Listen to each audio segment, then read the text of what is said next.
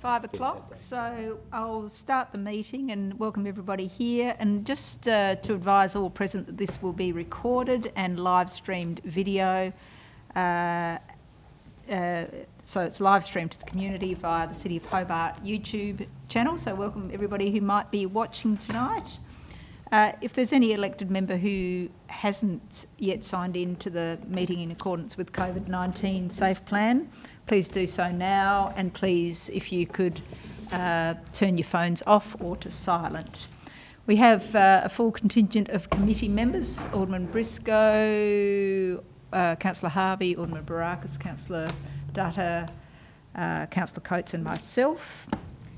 So no leave of absence or anything. So in recognition of the deep history and culture of this place, I wish to acknowledge the traditional custodians of the land upon which the City of Hobart was built, the Muanina people, and acknowledge the determination and resilience of the Palawa people of Tasmania Latruwita, who have survived invasion and dispossession and continue to maintain their identity, culture and rights, and recognise the value of continuing Aboriginal knowledge and cultural practice, and pay my respects to elders past, present and anybody here today. Item 2 is confirmation of minutes from the last meeting. Thank you, Councillor Harvey. Those in favour? Aye. Those against? Items carried. Item consideration of supplementary items. We have one. Yes. Thank you. Those in favour? Right. Those against? Item is carried. Indications of pecuniary and conflicts of interest. Any conflicts or of interest or pecuniary interest? None? Okay. Item 5 is transfer of agenda items. Can I move we bring forward the supplementary? Yes. Thank you, Councillor Harvey. Anything else? Okay. Those in favour? Oh. Those against? Items carried. Item 6, consideration of items with deputations, planning authority items. Councillor Coates? I think that was you. I sort of flicker. Those in favour? Those against? Items carried. So item 7, we're acting as a planning authority, but we'll go to supplementary item 12, 327 Argyle Street, North Hobart, partial demolition and alterations. And we have a late withdrawal with the representative who was going to present, has withdrawn. So I call upon the applicant and their representative, Mr Ball, Mr Keating and Mr McDevitt. If you'd like to come to the table, please, and if you could speak into the microphone, so sit in front of the microphones would help. Thank you. Thank you. You have 5 minutes to address the committee. Thank you. Thank you for your indulgence in receiving us today, councillors, aldermen.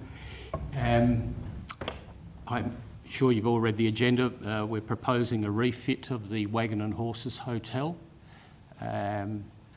The reason for the application, other than it being an existing use, was it's in a heritage area. We're very conscious of that. We're also very conscious of the representations that have been made to Council. We're also very understanding of why they have been made. The hotel in the past has been operated in a fairly unsavoury manner, and my clients look to change that totally. I did send an email to you all today. I hope you've received it. In that, I'm explaining that my clients propose a different business model. They look to target more family dining. To that end, you'll see that all of the gaming equipment is removed from the hotel, and the predominant area is committed to sit-down dining. Yeah, look, that's basically it in a nutshell. I'm more than happy to answer any questions should you seek clarification on any of the matters. All but one matter, if I can just add, forgive me, we do seek an amendment to the condition relating to the operating hours. Again, in my email to you today, I'm suggesting that the operating hours should be 10 in the morning till 10 at night, and that provides for the hotel to provide morning coffee, cake, brunches, through lunch and through dinner. The condition of approval that is on the agenda came about probably as a result of our fault. We indicated that we were happy with the existing operating hours based on our experience with the previous operators. They in fact turned out to be different on the permit that we weren't aware of. Thanks, Mr. Bull. And Mr. Keating or Mr. McDevitt, do you have anything you wish to add? Probably nothing additional from what Mr. Bull said. Thank you very much. Okay, thank you. So I'll open it to the committee for questions. We'll start with you, Councillor Harvey, then Councillor Coates. So you've got accommodation upstairs that is not part of this application, I don't think, is it? The upstairs part of the building will remain vacant. We're not proposing to continue the short-term residential occupation of the building. Okay. Any reason for that? If you'd visited the site, you'd understand how bad the upstairs yep. part of the hotel is. Okay, thank you. Councillor Coates. Look, thank you. Just confirming from the site plans, I see them here. At the back, there's obviously a delivery and service area coming off, but the main doors for both the lounge bar and the family bistro are orientated and coming off Argyle Street. Yes. And that would be the majority of the patrons coming in and out would come from. Yep.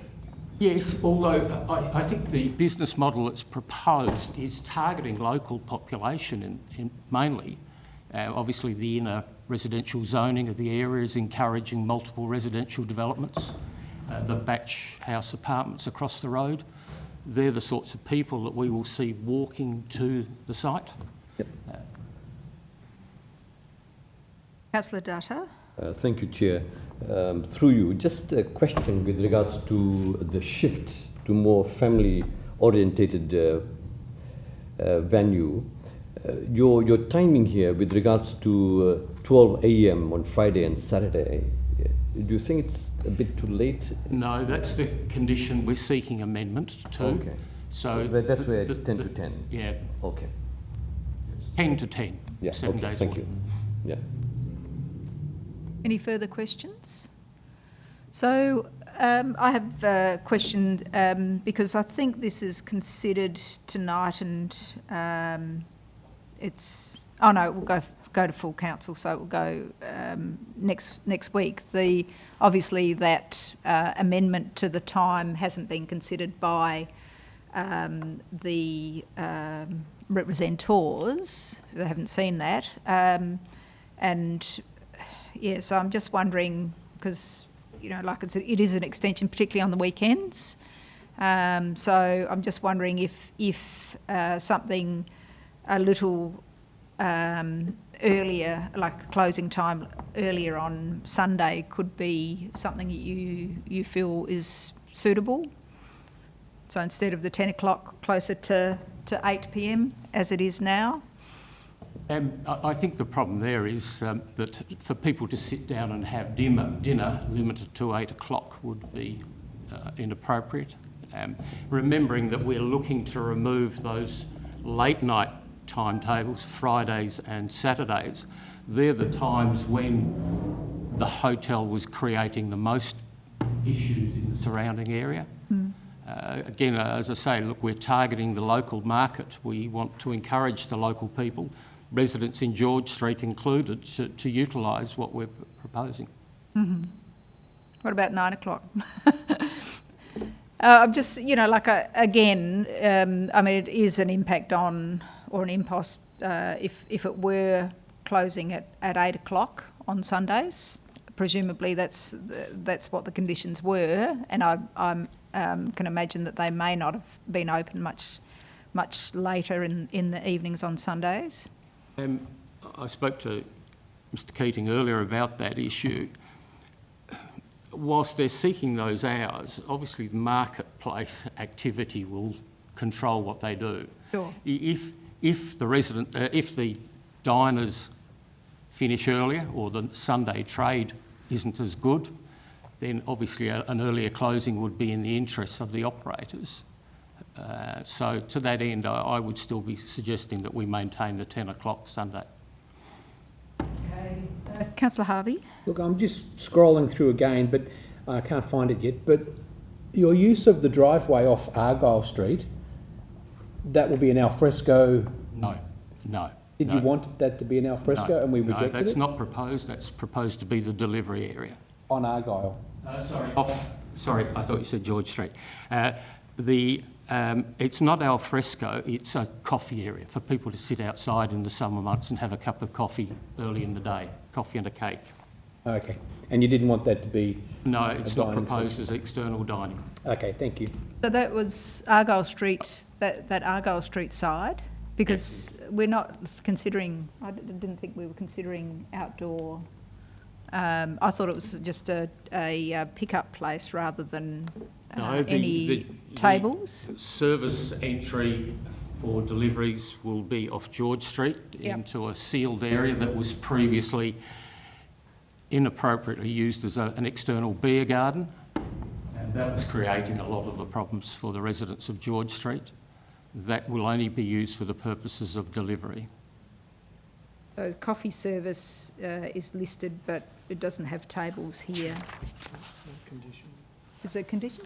No Yes. outdoor seating or dining is approved by this permit. So it's only a pick-up place, obviously, to I'm not sure what you mean by a pickup place. a pick-up of coffee. Take away. Yes. Alderman Barakis. Thank you, Chair. So just to clarify, the intention through the design then is for the delivery bay to be used as a bit of a buffer between the residents and the... That's right. Yeah. That was the area of conflict between the residents and the hotel. Those people outside standing around drinking, smoking, remembering that this was a fairly intensively used sports hotel, if I can put it.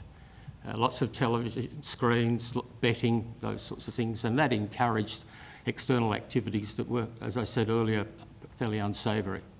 So we're looking to remove that part of any activity other than for delivery. Okay, if there are no further questions, then if you'd like to take your seats behind, thank you. And I'll ask that we open the item for discussion. Yes, Alderman Barakis. So I'm pretty comfortable with this. I'm happy to move for approval with... I'm happy to move the recommendation with the one change of the suggested hours from the applicant. From 10 till 10. Thank you. I'll support that, and noting that the one representative in our summary has just indicated that they were happy to bring it down to 11 p.m. on Fridays to Saturday, and the applicant has actually offered till 10 p.m. I think that's a good move. And the other move that to me is good is getting rid of the pokie machines and making it a more family-orientated pub and targeting the local clientele. So I support the application with those changes, and you've indicated the changes in your movement. Yep. Yeah, I think it's Keno, isn't it? It's not Oh, pokies. Keno, Yeah. is it right? So Yep. it's, either way. Councillor Harvey. Yeah, I'm supportive of this. I think it's a good change of use within the building, so well done for that.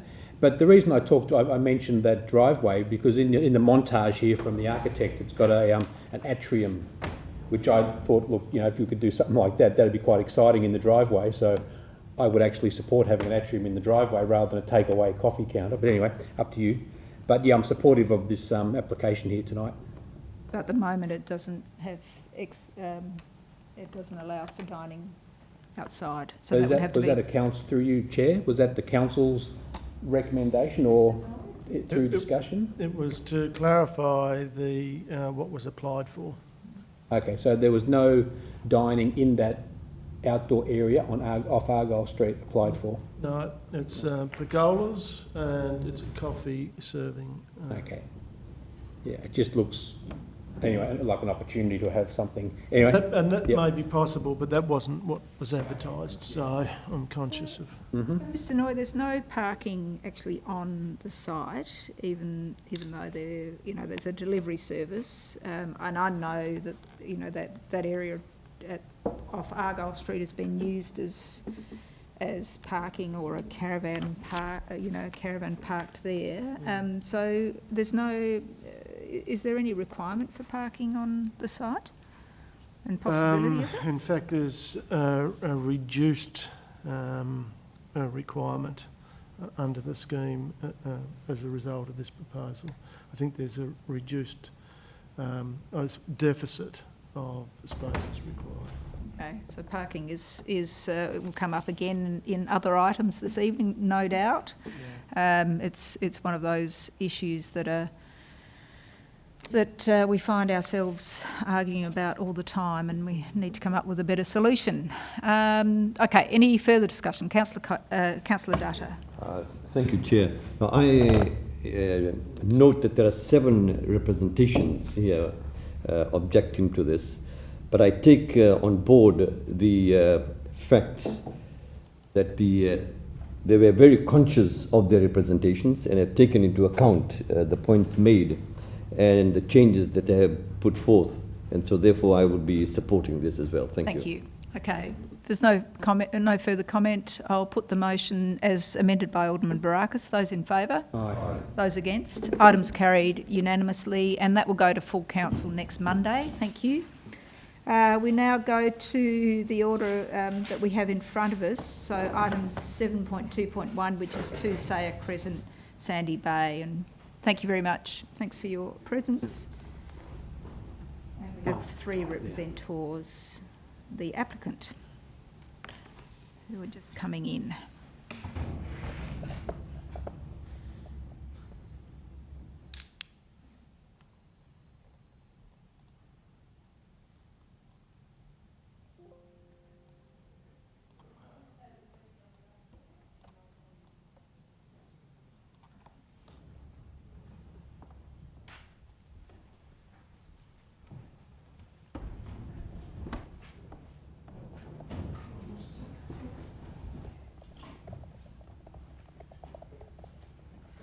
Right, hello, and welcome to the committee properly. So if you'd like, we'll hear the representatives first. So Mr. Patmore, if you'd like to come to the table and just speak into the microphone. Yep, take a seat, thank you. And you have 5 minutes to address the committee. Fire away, thank you. Look, I won't take too long. There's a couple of points I'm going to raise, but other people will cover other areas. The first point I made is I think a building on the site would be an improvement, but the design of the proposal leaves some room for improvement. Also, the approach of the developer, he seems to have implemented a policy of completely ignoring any approaches by residents and just proceeding. I also note that the proposal fails to meet the major criteria of acceptable solutions and has to rely on the assessment against performance criteria.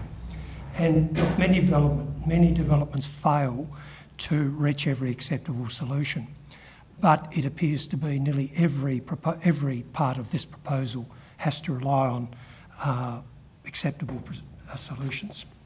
So the first point I wanted to raise for 2A Sayer Crescent, and I refer you to page 2 of the executive summary. The building relies upon excavation of a basement, and it's going to have an area of 1,021 square metres. That will require an excavation of up to 5 metres over 1,021 square metres. And 2 Sayer Crescent is within 10 metres of that excavation. So 2A falls within the low hazard band zone and has been identified as susceptible to landslide. The fact sheet states that bulk earthworks, floor plans for movement, intolerant structures requiring extensive cutting and filling should be avoided. Your executive summary on page 3 states deep-seated landslide are potential slope failure scenarios for this site. The Environmental Solutions report on page 340 says there is currently moderate risk to the property, assuming no risk management is carried out.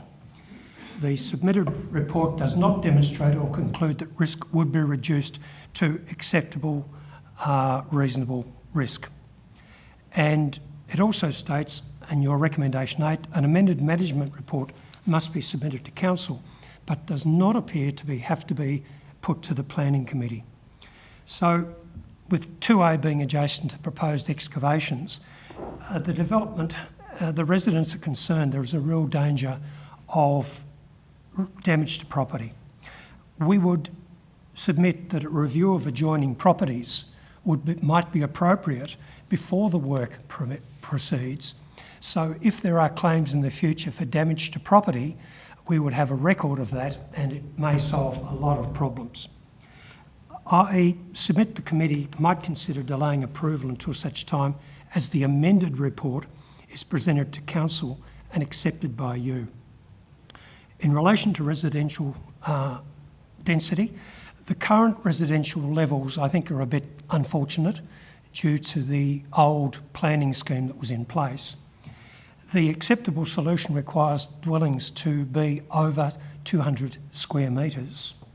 The proposal we have here is for a 40% of that 200 square metres, that is less than 80 square metres.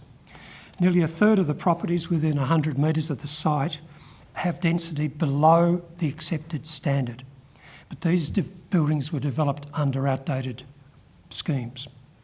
The argument appears to be that it's appropriate to ignore the current scheme because other non-compliant buildings are in the area. And such an approach has the potential to compound the problems of a high-density area because other potential noises and traffic congestion is a possibility. The zone statements for the inner residential zone states one of the purposes is to, quote, provide a high standard of residential amenity. Cramming under-complying residences into an already high-density area would compound problems and acts against a high standard of residential amenity. I then come to one of the major reasons, the easements. 2 Sour Crescent is reached by right of carriageway over the titles of all the surrounding buildings. Mr. Council- Petmore, you've got 30 seconds, so if you'd like to kind of wrap up with this point. I'm sorry, I can't hear you. I can hear you, but you're up to 30 seconds to go, so if you'd like to summarise your point. Summarise, the easements are we haven't been approached by the developer. It's been said that the easements have to be sorted out before development can start. Council says, well, we know that. Oh, sorry, the developer says, yeah, I know that, but we haven't had any contact. We're worried that there is a danger for slippage in relation to it. My 5 minutes are up. I know others will cover other areas, so I'm not going to labour the point. Okay. So thank you for the 5 minutes. Thank you, and we'll ask questions. I'll open it to the committee for questions. Any questions? Councillor Dutta. Thank you, Chair. Just 2 questions. Question number 1. So was there any consultation with the applicant or the developer? No, none. None. The only documentation and comment we received was from the planner that the company had hired that basically said we don't have to worry about easements for our planning, and that was it. We've had no comment. Through you, Chair, just a follow-up then. Was there a Zoom meeting? No, I can only speak for myself. We've only had the property for about a year. I'm unaware of any Zoom meeting. And there may have been, I don't know. Okay. And the second question is with regards to the easement. You know, this is not a planning matter, the easement. I'm sorry, I'm a little deaf. Feel free to yell at me. The easement is not a planning matter. No, it's not. But approval is needed for the easement to be varied before development can proceed. Mr. Patmore, when I met with you and other residents the other day, you talked about the covenant on the property. Yes, there is a covenant on the property that runs with it that states it to be a single residence. However, having regard to the attitude so far of the developer, it's quite open for a developer to proceed with development and ignore the covenant and leave it up to other residents to seek an injunction. I can say no more than that. And currently, how many residences would there be? How many? How many people living in the current place? Do you know how many people were? No, I don't okay. know. I'll ask somebody else who might know. Okay, any other questions? No. Okay, if you'd like to take your seat. Thank you very much. Thank you. We'll just wipe the area down. And I'll call on Mr. Frank Barter, please. And again, you have 5 minutes. If you can cover different ground, it helps extend your 5 minutes, Mr. Barter. Thank you. Thank you, Madam Chair, and good evening to you and to committee members. I'm Frank Barter of Unit 1617 Margaret Street, overlooking the subject site. Firstly, thank you to those many committee members who took their time to come and visit our property.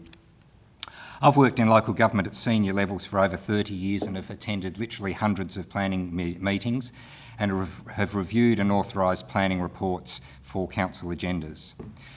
Through this, I've seen many planning applications which seem to push the boundaries and the intent of the relevant planning scheme to see just what the applicants could get away with. And to me, that appears precisely what is being done here.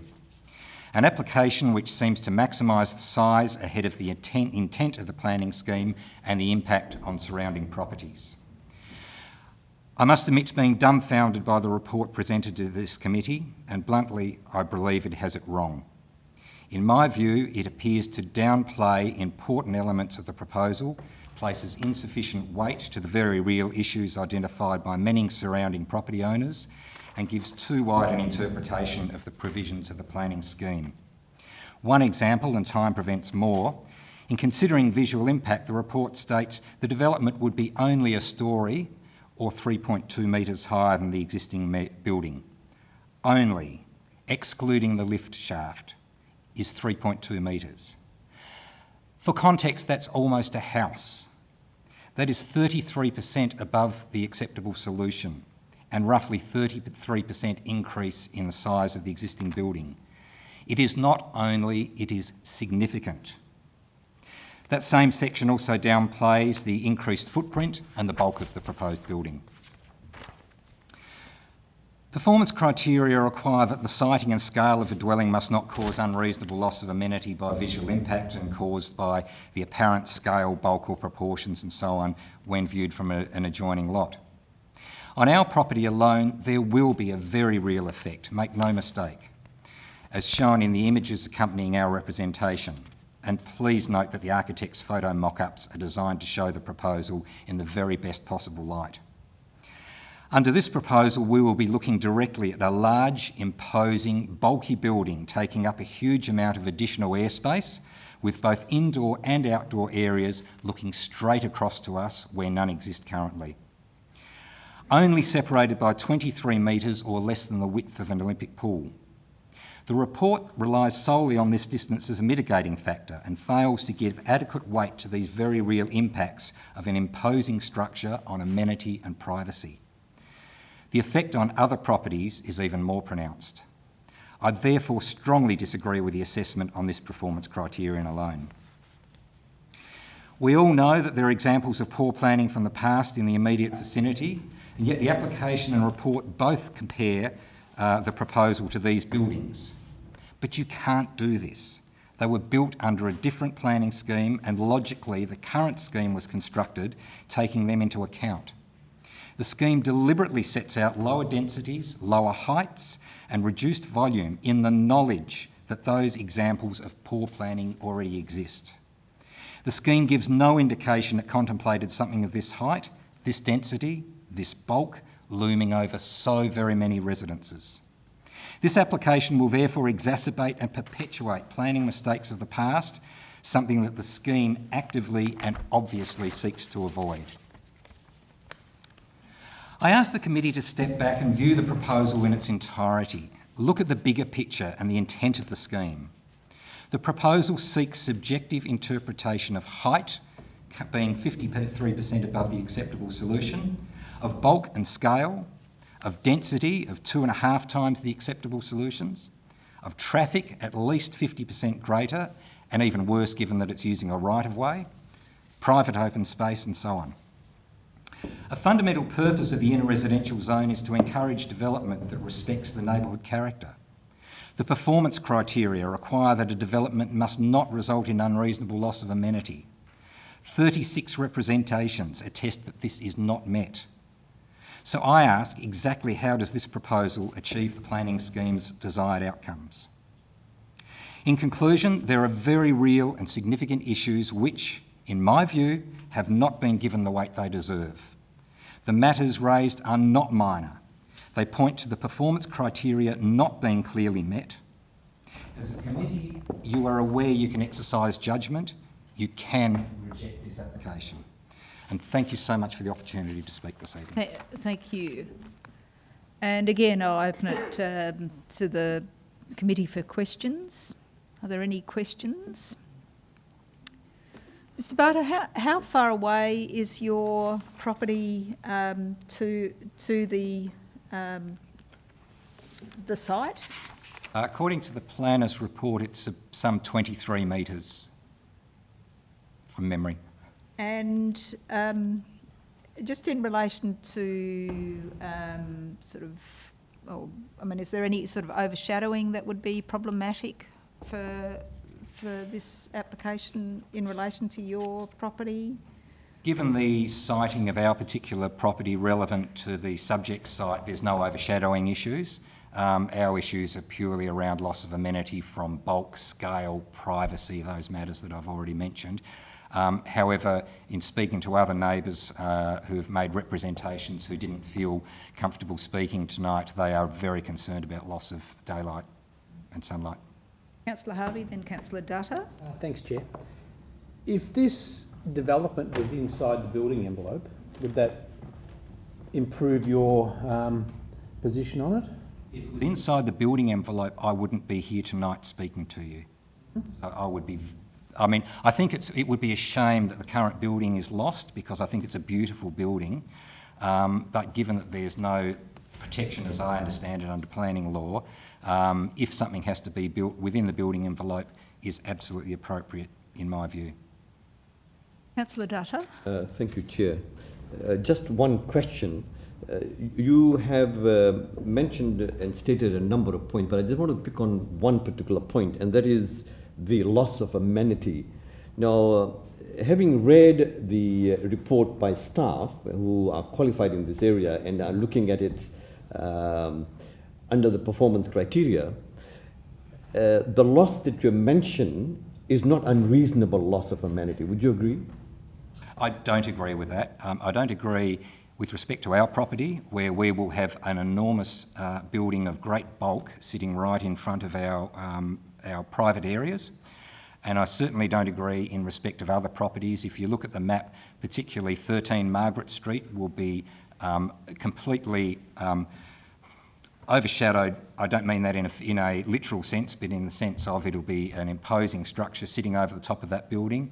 I think it's 1A that Mr Patmore, who spoke just now, has part ownership of, will be enormously sort of compromised by the bulk and scale of this building. And I think the character of the area itself will be compromised by a building of this size in that location. Thank you. Are there any further questions? If not, if you'd like to take your seat again, thank you very much for your deputation. Madam Chair.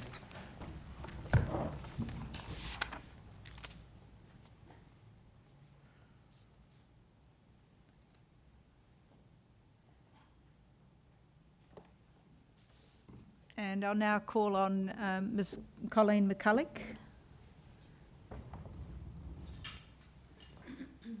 Thank you. So again, you have five minutes, and if you can address some of the issues that impact you. Thank you. Thank you. As Councillor Burnett said, my name's Colleen McCulloch and I'm an owner and occupier of 452 Marraville Esplanade. I find it very disappointing that a proposed development ignores the acceptable solutions in the planning scheme and needs to resort to the performance criteria in an attempt to support their development. I'm not a NIMBY. If this had come within the building envelope, I would not have a problem with this being developed in this area.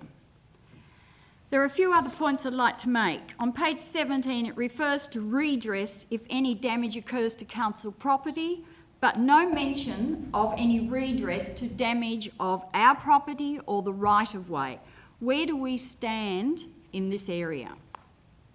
On page 25 and 27, reference is made to the entry gates and the need to have adequate sight distance for users. As the entrance gates are on land owned by 54 Marraville and 2A Sayer, I feel confident the owners would not agree to an alteration of these substantial entrance gates. With regard to density, and others have touched on this and so I'll keep it brief, it is stated that the proposed density of the development would be within the existing range of similar to that found within the multiple dwelling developments that occur upon adjacent sites. I'm absolutely stunned that this argument is plausible and is endorsed by the Planning Department of the Council. The buildings they are making comparisons with were built in a different era under totally different planning scheme. Their argument is compounding the density problem. So my question would be, does this mean that we could build something like the Empress Towers in Battery Point based on the Battery Point density and size and scale? With regard to height, again, it's outside the acceptable solutions for in a residential zone, and the developer uses nearby 1960 and 70 apartment blocks to justify not meeting the current standards. They also argue that the increase will not lead to a loss of amenity or create overshadowing. I argue it will lead to a loss of amenity and overshadowing on us and many other surrounding apartments. The Planning Department did agree that it would increase overshadowing to our area, our apartment at 52 Marraville, but then states that the majority of this area is already overshadowed at this time by a carport. There is no carport in this area, so I have no idea what the planner was referring to. We lose the sun during the depth of winter behind the existing building at 2:30 p.m. This would be increased considerably with the proposed development being 3.2 metres higher than the existing building, plus the lift overrun. This will cause unreasonable loss of amenity by causing a reduction in sunlight to habitable rooms in our apartment, not to mention the loss of privacy. Probably one of my major concerns is the traffic. I don't believe that Sayer Crescent has the ability to accommodate further increase in traffic. Parking occurs on both sides of the street most of the time. Sayer Crescent is extremely narrow and congested area which leads onto a very busy road network, making it impossible 90% of the time to turn right onto Sandy Bay Road. Congestion worsens when traffic enters the right-of-way, which is only designed for single vehicle movement. It has resident cars reversing in this area, and during my time in home quarantine recently, I had the opportunity to observe a considerable amount of cars, vans, trucks use this area to park while they undertake visits, deliveries, repairs and maintenance to surrounding buildings, even buildings not serviced by the right-of-way. I've provided here, and I'll leave with you, photos of the cars and trucks parking in that right-of-way area. As I read through the report from the Planning Department provided to you as councillors, it became very evident that the proposal did not meet the majority of acceptable solutions in the planning scheme. Therefore, I implore you as a planning committee to reject the proposed development in its current format. An application that meets the current building requirements would be an option and acceptable by most. Thank you. Thank you, Ms McCulloch. I'll open it to the committee for questions. Thank you. Councillor Dutta, then Alderman Barakis. Thank you, Chair. I just want to pick up on one point, the final point that you made with regards to traffic. Now, we have been presented with a traffic impact assessment, which in fact is contrary to what you're saying. Do you have any other report that you have done, a survey or anything to present, or is it your lived experience? Contrary in what way to what I've said? No, what I'm saying is that the report here given to us has been done by a professional. And what I'm saying, do you have any other survey, or is it just your lived experience in the place? It's my lived experience, yes, being there. And I think that's where the traffic management plan misses the point, because they're not there on a constant basis like I am. Alderman Barakis. Yeah, I didn't actually have my hand up. I was more good. Oh, okay. Thought I hadn't heard from you, so you might want to ask a question. Just in relation to your point about overshadowing, there are carports that run behind your building, or is that the building next to you? It's to the, which way are we? The to west, the south, to the west, Yeah. to the west of us. I see. Okay, so that doesn't overshadow. So I think you suggested that you have had habitable rooms on that sort of southern aspect facing the building? On that northern corner it'd be, that faces the large house The at the compass. moment. Yep. Okay. Thank you. And I did ask Mr. Patmore. I don't know if you heard, but and he couldn't answer me. But just in relation to the current use, is that a single residence at the moment? It was until sold to the current developer. It was a single residence with a family living there.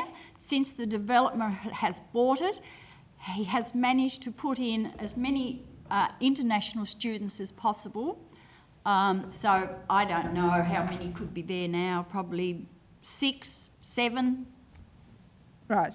Okay. So you don't know. No, I don't know the accurate, but prior to that it was a single residence. And just in relation to the entrance gates, I would have thought that they look like they're sort of more of the era of the development application site rather than your areas. Are you saying that it's part of the right of way and you'd have to make a decision as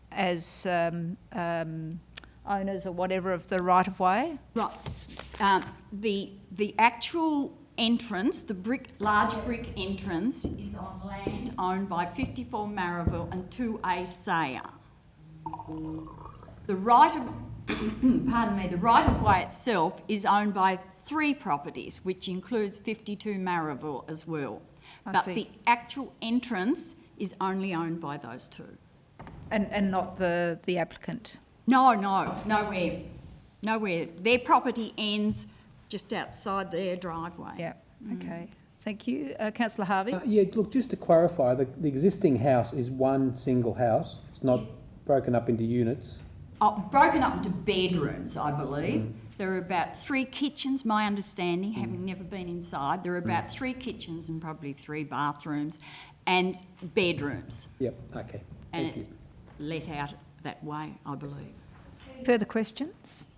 If not, if you'd like to take your seat. Thank you, Ms McCulloch. Thank you.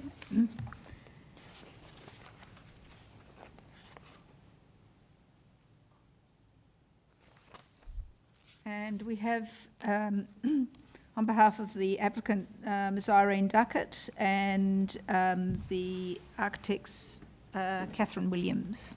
So if you'd like to... Oh, it's just you, Irene? Oh, no? No, Catherine's there? Catherine's Okay. If you'd like to take your seats, and if you could speak into the microphones, and if you can address some of those issues that have been raised, and then we'll open it for questions. Thank you. Madam Chair, this project commenced its design, development and feasibility around the beginning of last year. You all know what happened last year. As part of that process, knowing the close relationship that this development would have with neighbours in terms of the sharing the right-of-ways and the constraints there, the close relationship they would have during construction and a lot of other limitations on this site that we're well aware of. At the request of the proponents, we organised a community consultation. It was in the middle of COVID. There was no option other than to have a Zoom meeting. There was no possibility to have face-to-face meetings. We sent letters to every single resident of every adjoining property, inviting them to a consultation meeting. A number of residents did attend that meeting, and at the meeting the proponents also attended. They were in Singapore at the time. A number of issues were discussed, including construction management, some of the concerns they had about the building, the details and the impact it might have on them. Those that asked for copies of plans were provided with copies of plans, and any questions they had were also answered. Sorry, what was the date of that, Ms Duckett? It was last year. I can provide you with the details of that. I don't have it on hand. It was early last year. Keep going, thank you. And further feedback was also provided by some of the body corporate representatives as well. So there's ongoing conversation there. I understand that residents don't always feel comfortable in being forthright about negative comments or concerns, but to say they were not consulted is not correct. We also chose to submit the proposal to UDAP for pre-lodgement assessment for feedback, and that's also been provided and was quite positive in relation to the design and the development. Just addressing some of the concerns that were raised. So in terms of the comments that Mr Patmore raised, I refute his comment that there was no consultation. There certainly was. Unfortunately, it may have been before he was a resident there, but that was his experience, not the experience of all the other residents that were there. In relation to these concerns about landslide and land stability, we accept the assessment of the relevant experts there and the council officers. His concern about the condition of the surrounding dwellings, I believe, would be dealt with an existing conditions survey, which is quite normal prior to any construction. So normally that is conditioned of a building approval rather than a planning approval, and will be dealt with for sure. That concern can be dealt with. And also the issue that Mr Patmore raised in relation to the easements on the site. The covenant that relates to single dwellings only, we have referred that for legal advice. The legal advice that we've received is it's not enforceable. It's not simply a case of that pushing ahead and letting the residents fight it out. The covenant was drafted at a time that there was no legislative power to draft it, and it's simply not enforceable. Of course, in terms of the right-of-way and other access, this is something that is going to have to be negotiated with residents. The conversation was started last year, so it's not that we ignored it. We did raise the issue, but we also said, let's wait till we know that it's got approval, and then we can sit down and talk about the details so that we don't have to deal with details before details are actually established, because we all know that some of those technical details do get changed through the planning process.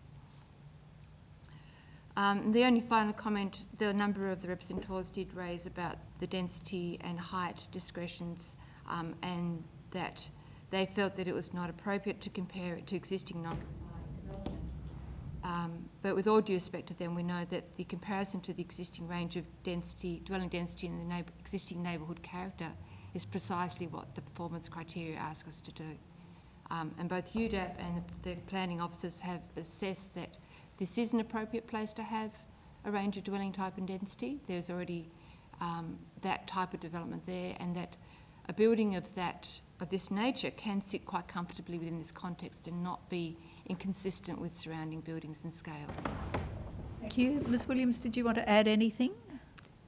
I think Irene has summarised everything very clearly. The only thing I might like to add is that it is a proposal that's been carefully designed and, I guess, carefully situated in amongst a series of higher buildings. The height study and views analysis that we've provided in here through the photo montaging, that was very carefully done, as all of the possible viewpoints that we could sort of locate around the area from public viewpoints along Maryville Esplanade, back from Battery Point, up Sayer Crescent, all of the viewpoints were actually considered, and that was how the building was formed and shaped. It does step down to a much lower component where it is next to 2A and to the building to the direct north, which is a private residence. We've considered the setbacks of those and really tried to, I guess, allow the lift core. It's located much closer to Sayer Crescent so that it isn't actually overbearing or having, I guess, impact on those lower residences to the north and the northwest. I think that we went through a whole lot of design options and mitigation strategies that really look at screening, particularly to the private residents directly to the north, that make sure the balconies are carefully located. We call them sort of inboard balconies rather than sticking out and being very open. They're actually contained within the building fabric to help with privacy and overlooking and the ability for screening. So trying to give amenity not only to this development but also to respect the amenity of theirs around. There's been significant overshadowing and sun shading diagrams provided and some checking that was required by council during that process. Also just wanted to point out that the traffic was of major concern, and we probably spent about 3 months speaking and answering RFIs from the senior traffic engineer at council as part of this process before it was advertised. It has undergone a thorough peer review, so we've had not only one traffic impact assessment, but in essence we've had 2 traffic impact assessments. Counting, calculating and justifying the proposal and the way that it's actually been presented and accepted. So I guess we believe and have to take it on merit that there's been 2 highly trained and technical advisors in that area that we really need to understand that really. Okay. I think that's probably all I needed to add. Yep, thank you. So I'll open it to the committee for questions, and we'll start with you, Councillor Dutta, and follow on with you, Alderman Barakis. Thank you, Chair. Just 2 questions. Question number 1, with regards to, you mentioned about the Urban Design Advisory Panel. Did they comment on design, form, height, etc., and not with regards to parking or overshadowing? Not in relation to parking. They did talk about design, form, and also overshadowing was discussed in that meeting as well. Yep.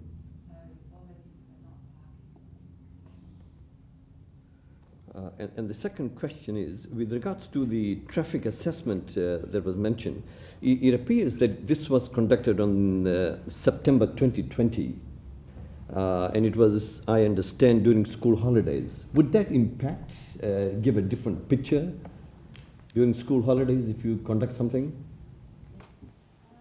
I'm not sure how many families there were with school children there, but certainly there was an invitation to submit any comments or provide further feedback. So my email was included. And I'd like to just step in there too. So I think that was a point of contention that came up via the traffic engineer, council's traffic engineer, and that became part of the peer review process. So an independent traffic engineer, well no, I shouldn't say independent, a secondary traffic engineer, Howarth Fisher, actually justified and went back and did a whole other series of counts that were definitely not in, and that was just recently, so that was probably, I'm going to say August 21.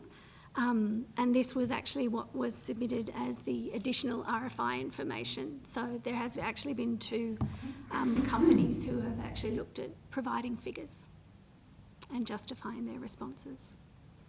Alderman Barakis. And Howarth Fisher.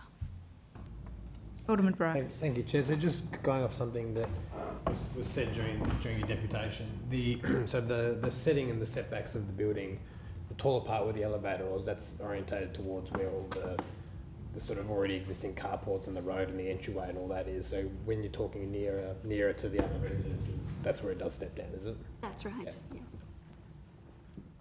Councillor Harvey.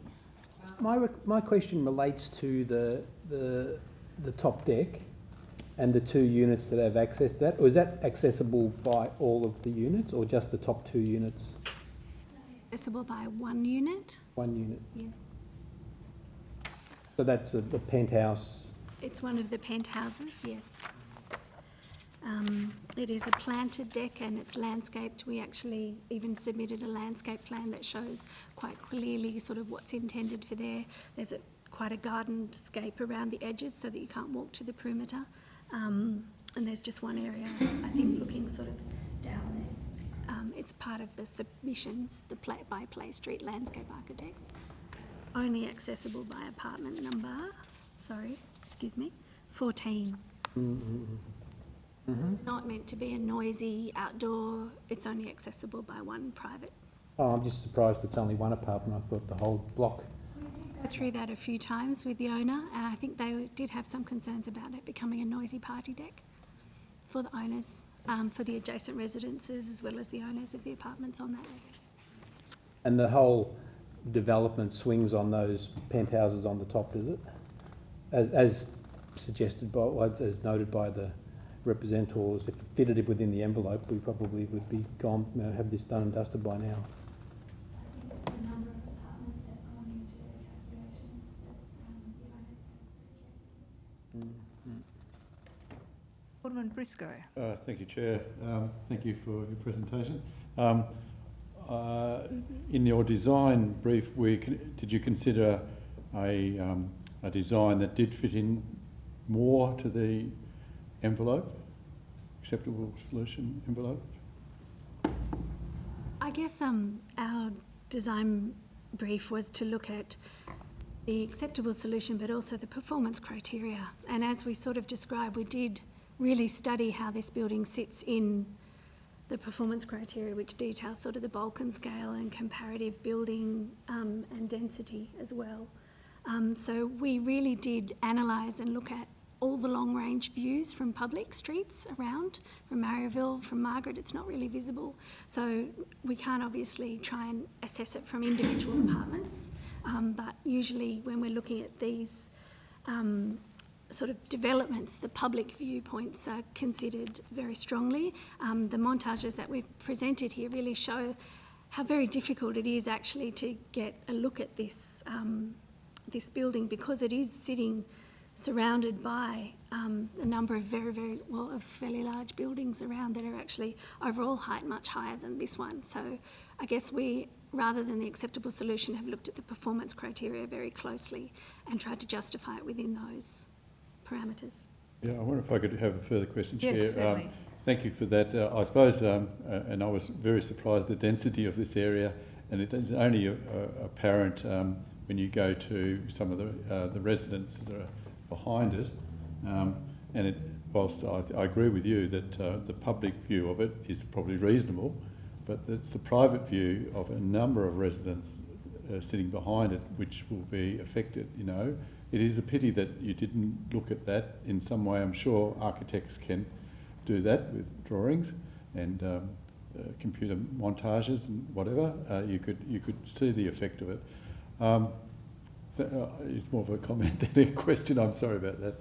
Yes. Did you consider the private views of those surrounding behind this proposed development? It's certainly something that we were considerate of, but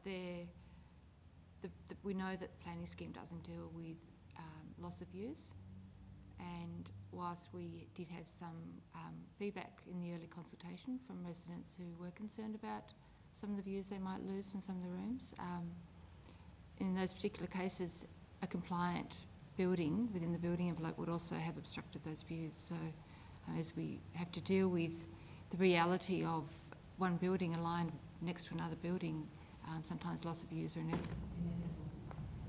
I suppose I've seen the photo montage from one residence there behind this proposed development, and you could have broken it up by having sort of mini towers or something, and rather than this, it will appear to many residents behind it to be a big bulky intrusion. And whilst they lose views, I agree with you, you can't protect views, but it's the amenity. And I mean, from the front it looks wonderful. That's what I said earlier. From the back is where the problems are, in my view. But anyway, you could have had another design solution that may have broken up that bulk a bit.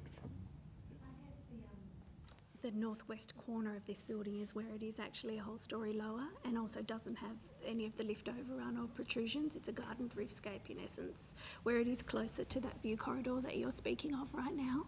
So I think that we really did try to address the lower buildings around. 17 Margaret Street is not one of the lower buildings around. It's quite a significant height, quite equivalent to where we're talking about the taller parts of this building. So Good, thank you. Thank you. So I'm sorry about being a bit cross-examination there, but I just wanted to make sure that... And it's also quite a distance away, those apartments. I don't know if it is 23 metres just to ours, but even to the taller part it would be greater again. So I think that there has to be some consideration of how far does the parameters from one private view actually stretch. I don't know the answer to that, it's not in the planning scheme. Any further questions? Look, I have a couple of questions. So this went to it was considered by UDAP in its current form on the 8th of September of last year, is that correct? It was a very similar form, yes. Okay, so did you pick up any of those suggestions that UDAP had?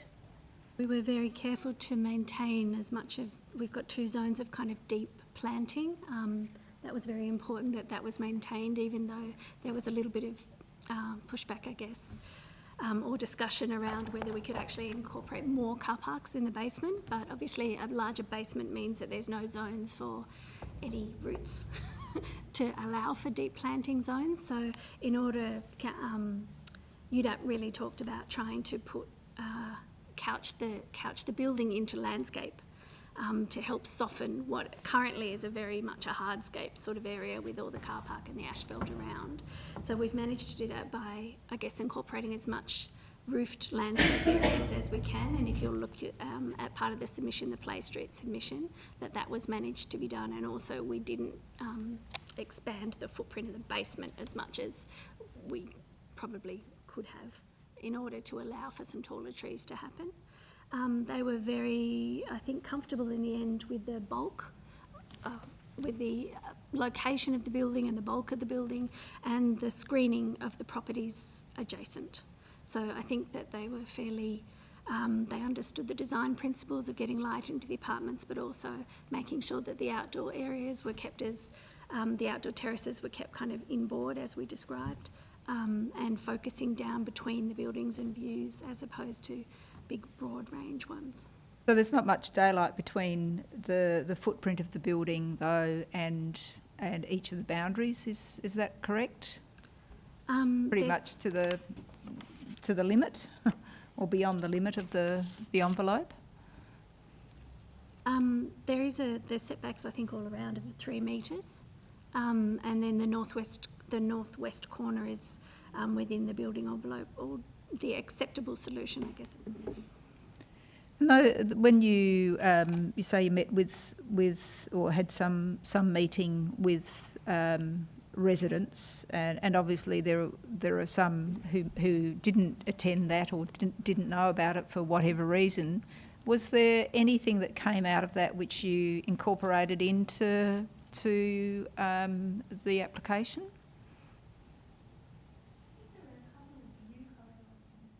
To A, that we actually had to do a bit of a cross-reference looking out their balconies, which I believe 2A is the smaller 2-storey block, which is immediately adjacent, probably the closest. And one of the balconies there, we did a view corridor looking straight down sort of towards the casino and the marinas, comparing the roof and the new building, and showed that it was clear of that. That was one of the most important, but we really didn't get that many different comments during that Zoom meeting. It was more of, I guess, thank you for allowing us to see the application early. Ms McCulloch, I know that you want to speak, but you don't have any, we're just listening to this. Unfortunately, you've spoken, I don't know what your concerns are.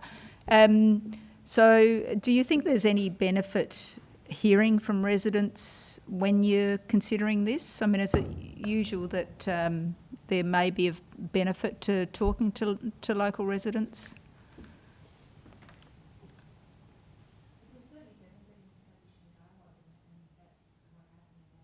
Some of the residents who made contact with emails and sent us further inquiries. Generally they asked for copies of the plans, which we made available so they could go away and study them in more detail. But often in my experience, when you do undertake early consultation, people are reluctant to come and tell you what they're going to come and tell council. When you provide the opportunity for people to make representation to you, they don't necessarily make representation to you, they make representation to council. I think that whether they find the process confronting or not, it doesn't alleviate the problem that you have when people still make representation under the statutory process. Or maybe we'll have this discussion some other time. Councillor Harvey. I note there's only 6 bike spaces. Why so few? And 25 car parks for 14 units. Couldn't you do better with provision of bike facilities, being in a city? And I guess there's, I think, a high level principle here that we should be encouraging people not to be driving when they live in the city. So is 25 car parks too many, and is 6 bike parks not enough? I think that's a great question. I think... I'd to say we'd love to have 40 bike parks and 0 car parks. I think there probably is some room to accommodate some more. There's not actually a provision. Is there provision in the planning scheme? Oh, it would be a discretion. It would be a discretion in terms of car parking. Obviously, you know, there's always a risk to travel down a discretionary pathway, further down discretionary pathway, because not everyone's going to be of the same view. But I think there's also capacity for, like, there is bike parking, but people can take bikes into their apartments as well, which a lot of people would do if they've got more expensive bikes. Doesn't discourage people. Staying in the office, I'm not leaving my bike down there. I don't know. Any further questions? Councillor Data. Thank you, Chair. Just one more question. I refer to the traffic assessment report, and I read, the proposed development comprises of 14 residential apartments, which gives about 70 vehicles per day and equates to about 7 vehicles per hour. And then the paragraph which I want to read and ask the question, however, based on the traffic survey findings presented in figure 4.1, a generation rate of 5 trips per apartment a day is high for this street. My question is, this is an estimation. One can also alternatively estimate it can be 8 or 10 cars or trips per apartment, which would then exacerbate this and create greater risk and be very high for that particular street. Would you agree? You'd have to ask the traffic engineer the basis of that assumption, but those figures are based on, I believe, from the New South Wales, I can't remember the name of the document, but the standard code that the traffic engineers refer to in terms of it's an average number of trips per day. Now, obviously, if you have you go to work in the morning, you come home at night, you might only generate 2 trips a day. And you come home, you don't go anywhere. Other people may leave and go home, go to groceries, go to doctor's appointments and generate more trips. So this is an average. It's an average that's been accepted by traffic engineers for some time.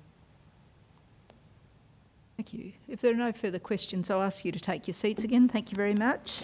Thank you. And I'll open the item for discussion.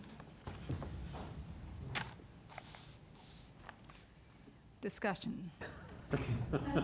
Councillor Dutta.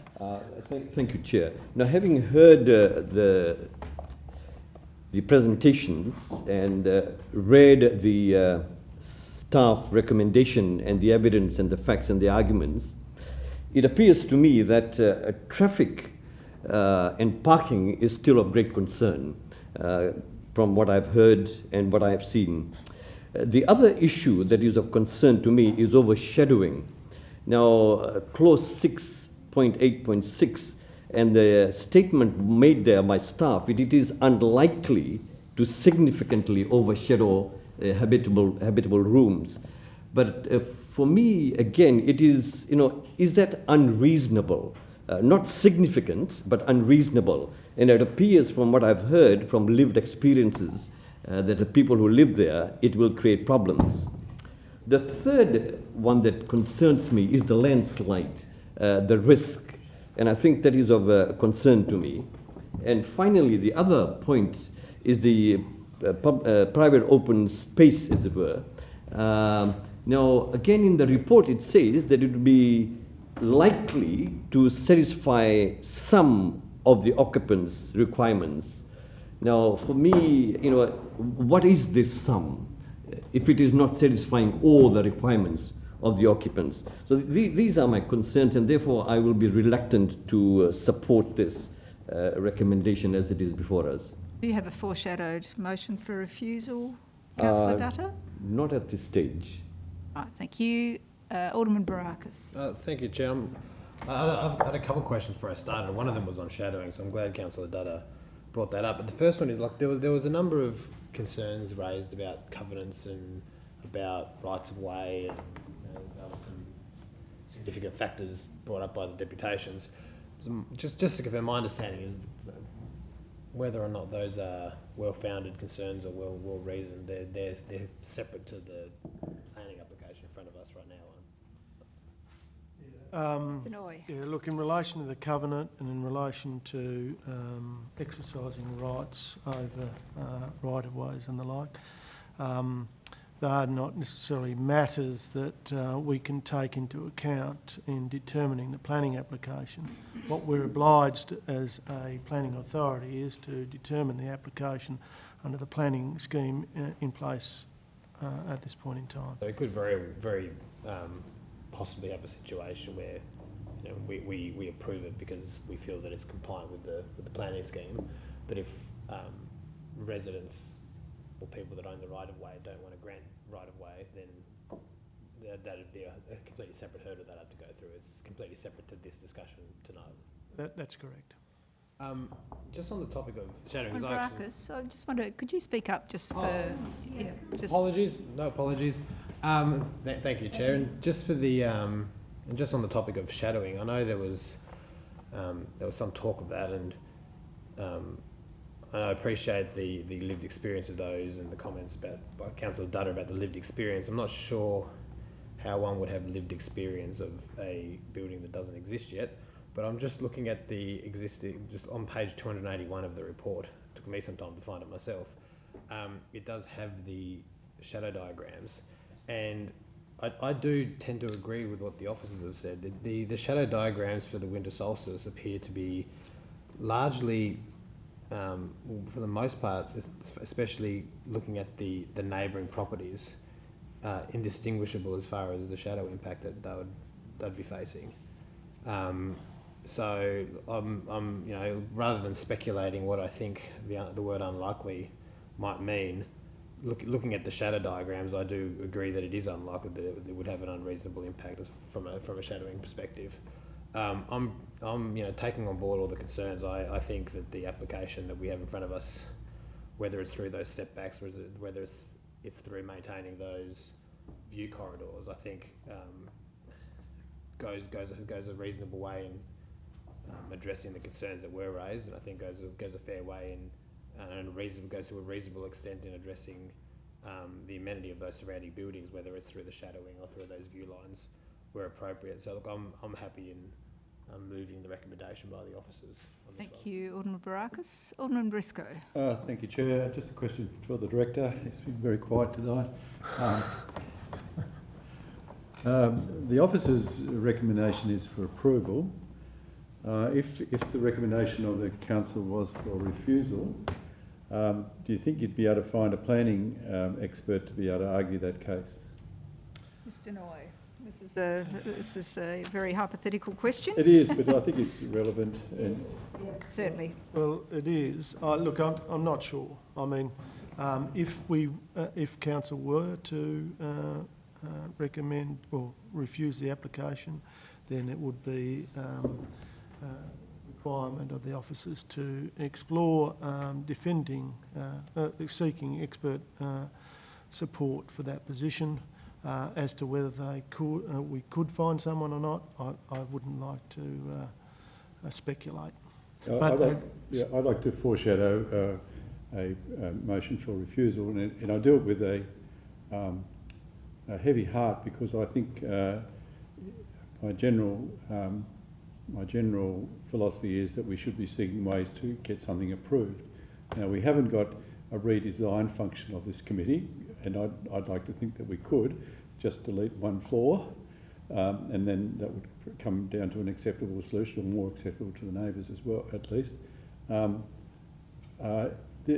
me, it's pushing the envelope, as I think Mr. Patmore said at the beginning, Dr. Patmore, I think, said at the beginning that it's pushing the envelope too far, and certainly the second representative said the same thing. So now it might mean that we are stopping a relatively good development, because I think the design of it looks good to me. It is contemporary. It's got some good features to it. It's just, to me, at least one level too high. Have you got, do you want to ask for reasons for refusal? Would probably have some grounds for refusal ready. Well, look, Mr. Noy? It would be based on the areas of discretion that you would need to refuse it on.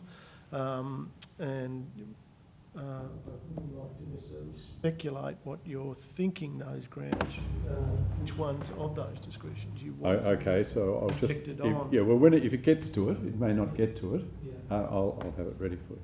Yeah.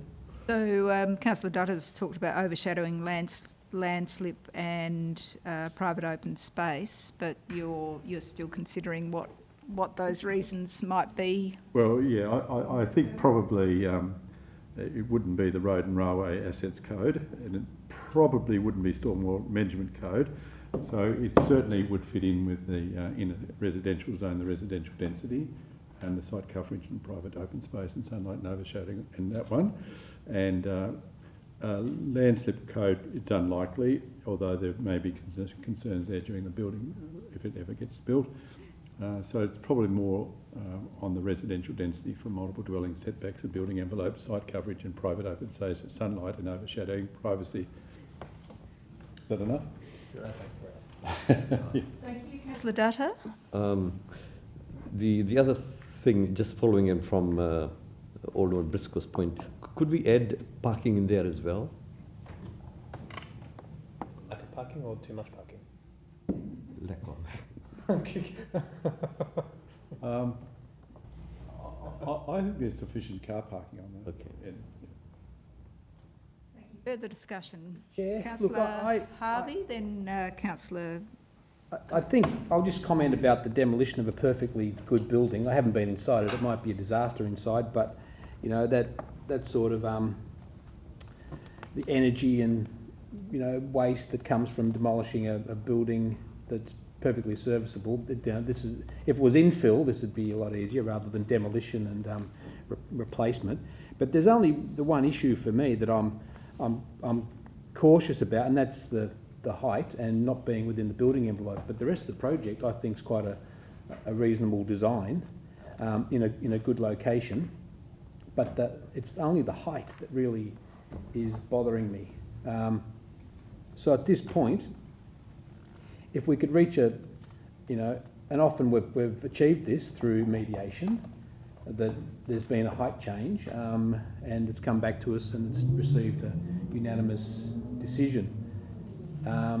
So I think I will support the recommendation for refusal, but my only ground really is that it doesn't fit within the building envelope, which would also reduce the bulk. And then I think the neighbourhood would be satisfied, and I hope the committee would be satisfied as well.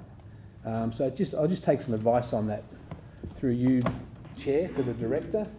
How solid are the, well, I mean, you've recommended it for approval. So, just give to go against that building envelope, that's what troubles me, that if it was within the building envelope, we wouldn't be here. You would have just approved it, I imagine, on your own. And it suggests from one of the representations that the height is 53% greater than the existing house, but how does that fit in with the building envelope? Sorry, just to add to yours, Councillor Harvey. Well, look, the building envelope is outlined. Yeah, I've seen it. It's basically the corners and the top floor. Is that? 274 of the agenda. Yep. So you can see, yes, it does pop out of the building envelope, but that is only one way of complying with the requirements of the scheme. But that on its own would not be enough to reject it. No, no. You've got to assess it against the performance criteria, and the officers have, in their fairly extensive assessment, believe that it does satisfy those performance criteria and therefore warrants recommendation for approval. Having said all of that, of course, it is correct that you as an elected member may have a different view. All right, over to you, Chair. Yep. Councillor Coates. Thank you, Chair. Look, I just want to, I guess, discuss two things that have been raised as concerns. The first one is in regards to the landslip risk. Look, just I guess, ultimately going off GS Solutions or Geoenvironmental David Lee's report, you know, I hear the concerns that were raised by the representatives, and I know one of the recommendations, section 8 of his report, he said you could do further drilling, but ultimately in section 7, the conclusions, you know, they have done some work on it, and you know, is talked about here being the risk, and ultimately they didn't encounter groundwater, and he says there's, you know, ultimately the risk in his conclusions appears to be acceptable. So look, I hear the fear, but I don't necessarily agree that there is enough there for us to recommend a refusal, but I would be supportive of refusal on the grounds of the building envelope and setback, and ultimately I think it's section P3 where it talks about the loss of amenity. I, like others have commented, don't necessarily agree that there is enough here to, in regards to traffic, but it is substantially bigger than that which would fit within the building envelope, and I do feel that is going to have an impact on the amenity of neighbouring residences. So look, I would be supportive of that ground for refusal on the grounds ultimately of the bulk and scale, but not any of the others. Okay. If there's no further discussion, I'll just make a couple of points. I think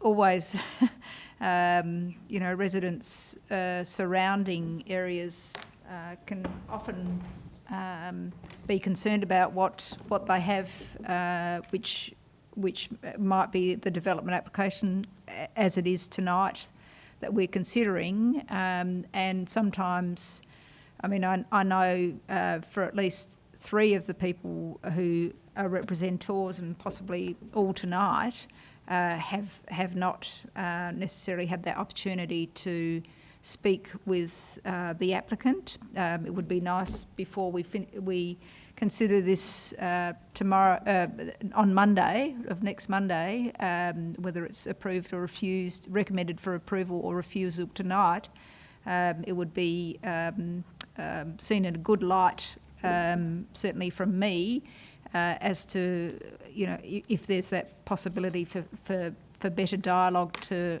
actually understand the concerns of residents most impacted. I do too have my concerns in relation to this. I think it's a really good application in many ways, but and it's not so much the density, but it is the bulk and the height which is of concern, and the viewpoints, whilst well considered for the view lines are well considered for the application, the view of the application itself would be problematic for a number of residents, and there would be a significant impact on residential amenity. One question I do have for you, Mr. Noy, the escarpment and impact from any sort of landslide, I mean, that's stable for those Murrayville Esplanade buildings? Yeah. Look, we have strengthened, we have imposed a further condition around the land stability issues, so we want further evidence that the risks can be reasonably mitigated. And in relation to concerns about damage to adjacent buildings during the construction process, well, that matter is covered under the Building Act. Condition reports are required to protect everyone's interests prior to construction. It's the normal process. Thank you. Okay, so we have, I'll now put... What, can I just check that condition, and I think Councillor Coates agrees with regard to the traffic one. I don't know whether I support that being in the... We're going to vote on the approval. Well, yeah, well... okay, just hold fire on that, yeah. You're going to vote me down. Yeah, well, not the... The motion for approval as moved by Alderman Barakis. Those in favour? Aye. Those against? No. Show of hands. Those in favour? Barakis. Those against? Alderman Briscoe, Councillor Coates, Councillor Dutta, Councillor Harvey and the Deputy Lord Mayor. So the motion is lost. Foreshadowed motion is now live. Good. Alderman Briscoe. Oh yes, well I think I don't need to go over the reasons for, sadly, for refusal, but I move the motion, foreshadowed motion. Including the traffic The loss of amenities. Other reasons. Just so I know we're not making it up as we go. We're not making it up as we go. Sorry, I take that as an insult personally. Yeah. Would you like to withdraw that? Look, I think because of his age, I think I'll accept it. We don't need to. It's only. Okay, it's so only the item 2. Yeah, so the reasons are height, bulk, density, effect on surrounding properties, failure to respect the neighbourhood character, loss of significant building, car parking, and traffic. Thank you.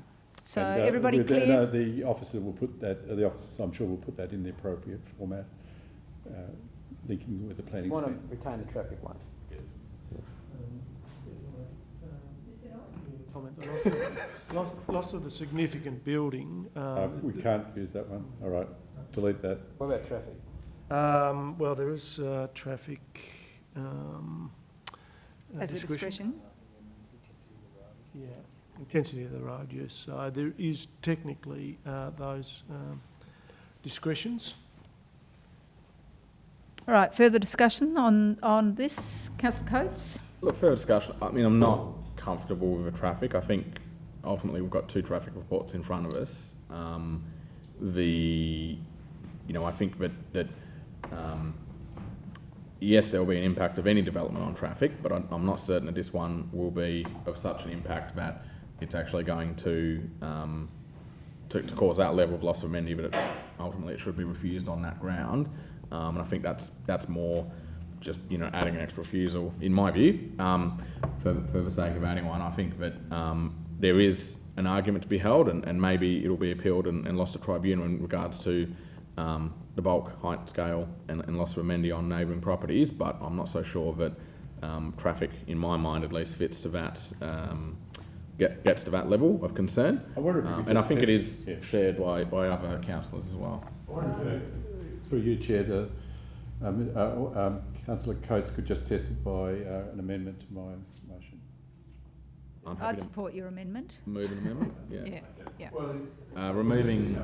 Yeah. Removing traffic as a grounds and parking as a grounds for refusal. I'm with you. I think that's. I think that can be accommodated. So, I don't think it's a strong argument, even though it's front and centre of many of the representors' concerns. I don't think it's a strong argument. Okay, so that amendment, I'll put that. Those in favour? Aye. Of the amendment to... Oh, remove the amendment. Well, perhaps perhaps put it again, please, Chair. In favour of removing parking as a reason for refusal, say aye. Aye. Those against? Show of hands. Those in favour? Coates, Councillor Harvey and the Deputy Lord Mayor. And those against? Alderman Briscoe, Councillor Dutta. Now, so is removed from the reasons for refusal. I'll put that. Those in favour? Aye. Those against? Show of hands. Those in favour? Councillor Harvey and the Deputy Lord Mayor. And those against? So the motion for refusal has been passed, and it will go to full council as a recommendation next Monday. Thank you.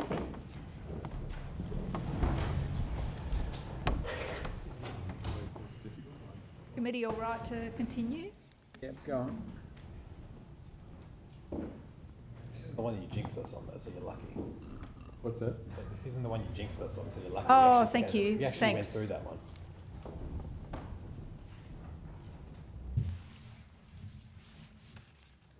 Right, we'll get those. That's how I've consulted you in a long time, Jeff.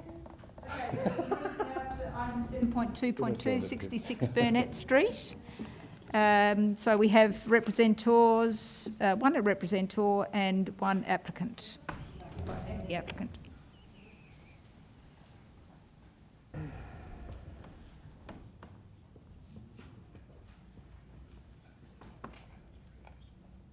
Thank you. So I'll call Mr. Kevin Cooney. Ah, you are heading in the right direction, Mr. Cooney. So come and take a seat. Thank you. And if you can speak into the microphone, and you have 5 minutes to address the committee. Thank you. Okay, I'm here to deliver a deputation for my partner Paula, who is unwell. So I'd just like to read her statement if I could. Thank you. Paula, I am an owner-occupier of an apartment at 285 Elizabeth Street, the building adjacent to the site of 66 Burnett Street. I'm here on behalf of all the residents in my building to express some of the serious concerns that we have about the proposal to add a further 8 dwellings to the existing approved plan. As I'm sure the council is aware, North Hobart is grappling with a parking crisis. Our concern is that by increasing the parking deficiency from an already troubling 61 spaces to 82, the development will add an intolerable burden to the existing crisis plaguing on-street parking in North Hobart. I have lived in North Hobart for 20 years. I know firsthand how problematic parking is. Where will residents without car spaces park? Where will their visitors park? The only time friends and family can be assured a parking space near your home if you live in North Hobart is on Christmas Day. These are legitimate concerns. They are shared by the community. They are routinely rehearsed and debated in local media.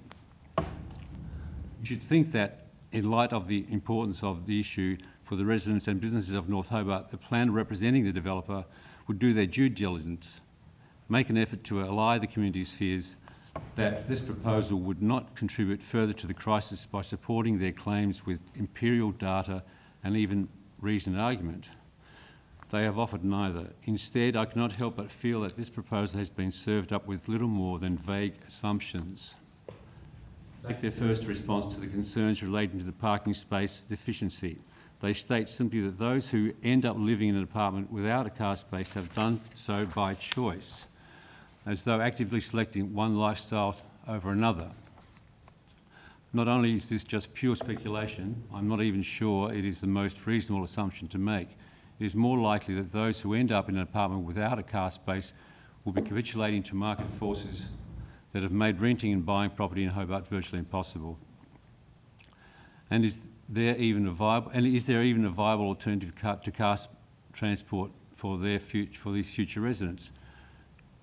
To assure us that there is, the plan evokes the obvious alternative in public transport, but here again I am troubled by the somewhat brazen lack of nuance provided in their report. The planner writes simply that there are buses that run down Elizabeth Street. That's it. One simple throwaway line. With all the anxiety and concern in the community about parking and traffic congestion, is it too much to ask for a planner to unpack this a little bit more?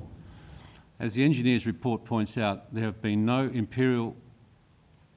empirical studies undertaken to determine whether or not the bus network in Hobart is indeed suitable to meet the transport needs of residents. Just stating that it is suitable without any evidence, without even citing a bus schedule or remarking on the extent of the transport network is simply not good enough. Hobart is certainly in need of, and indeed on the cusp of, a period of development. We have an opportunity now to, at the preliminary stages of this period, to set responsible precedents for future developments. This proposal is anything but responsible. I'm concerned it has been haphazardly thrown together, and I'm also concerned that the casual nature of this approach represents an affront to the community that the developer and his planners never really intended to earnestly address our concerns. Some of the residents in the building have already been through an exhausting approval process. As a result of that process, compromises have been made in favour of the developer, contrary to the officer recommendation. And each time the developer returns to demand something from the community, he offers even less in return. Any development that does not address parking is unacceptable and totally irresponsible. In addition, any likely increase in height, overshadowing, visual impact and privacy is significant. Thank you. Thank you. Do you want to stay for, can we ask questions of you? I'll try to answer them if I can, yes. Okay, I am also a resident at 285 Elizabeth Street as well. I see. Okay, we'll start with you, Alderman Briscoe. Thank you for that. Well written, well spoken deputation. Have you got access to a resident permit scheme on the public road? So parking, you mean? Sorry, a parking permit for residents that don't have. Apparently, I understand. My understanding is that living in a new apartment building, a fairly new apartment building, as we do, my apartment building is approximately 7 to 10 years old. We have one parking space provided for each resident. I've approached the council for an on-street parking permit, but was declined because we were told that we were not able to have one. We're not allowed to have parking permits because we're in virtually a fairly new complex that we live in. Right. Okay. Thank you. So that's the Elizabeth Mews, is it? Where you are? Yep. Mews, that's right. Yes. Yep. So there's parking per unit. Per unit, that's right. One parking space per unit. There are 6 units in the complex. I see. Yep. Thank you. Okay. Any further questions? So obviously your major concern, and it fits with the reason for refusal, is around parking. Were there other concerns relating to Ms. Caridi's well, there was, application? As I mentioned, there was a quite an extensive, exhaustive approval process that went through. Initially, I think that the developers wanted a much larger building. It was compromised then to be what it is now. And now that the building has started, the developers are now asking for an extra level and an extra 5 to 8 units, I think, which is going to impact on obviously on the height and overshadowing to our building. The new building is very closely aligned to our apartments. Okay, all right, yes. Might ask questions of the applicant and the director relating to that. So if there are no further questions, if you'd like to take a seat, thank you.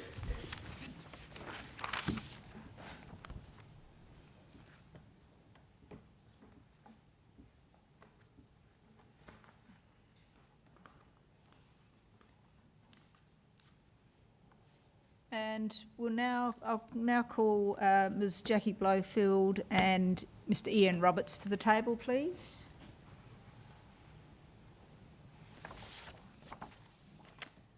Thank you. And if you can answer some of the questions that have been raised and then make your other points. Thank you.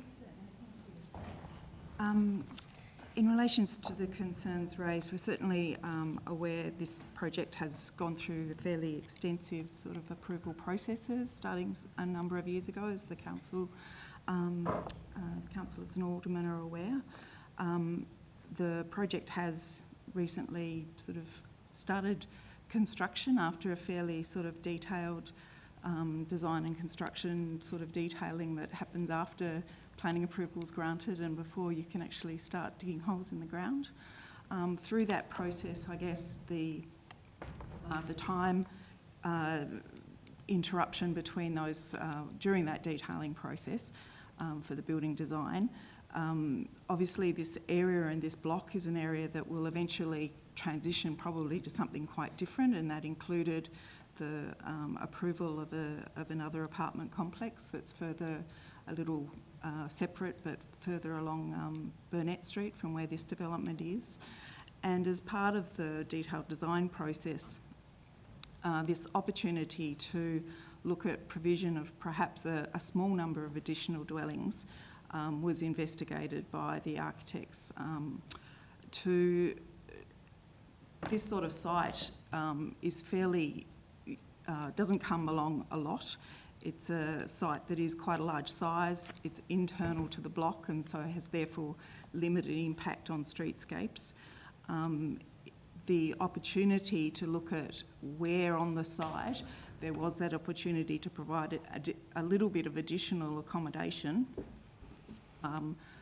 keeping in mind the concerns that had been raised and dealt with as part of the previous planning approval processes in terms of where that development was located in relation to the neighbours, particularly the neighbours in Elizabeth Street in terms of the residential neighbours there in the Mews in particular, and also Tasma Street where there's also a number of residential neighbours. So this development was very much designed to take into account the location in relation to those things. So the new development is quite separate from and quite substantially set back from those residential neighbours and therefore has very limited additional impacts in terms of because of the separation that's provided. In terms of the parking and traffic, obviously we're very aware that North Hobart is an area that has a substantial amount of concern in relation to traffic.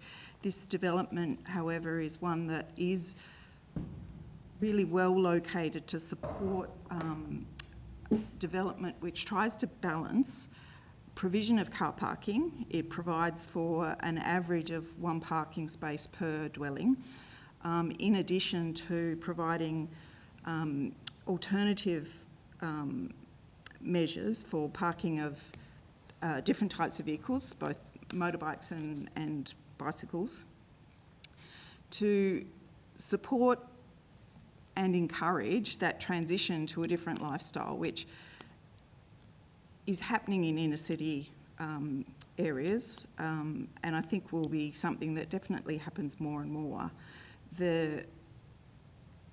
It's anticipated that, you know, it may well be that amount of bike parking that can be provided has been reviewed, and the existing car parking areas, I think, has been outlined to council that there is opportunity to provide substantial additional bike parking spaces that would again allow for the provision of 1 bicycle space per residential dwelling, so that all the residences will have that opportunity for that type of alternative transport solution.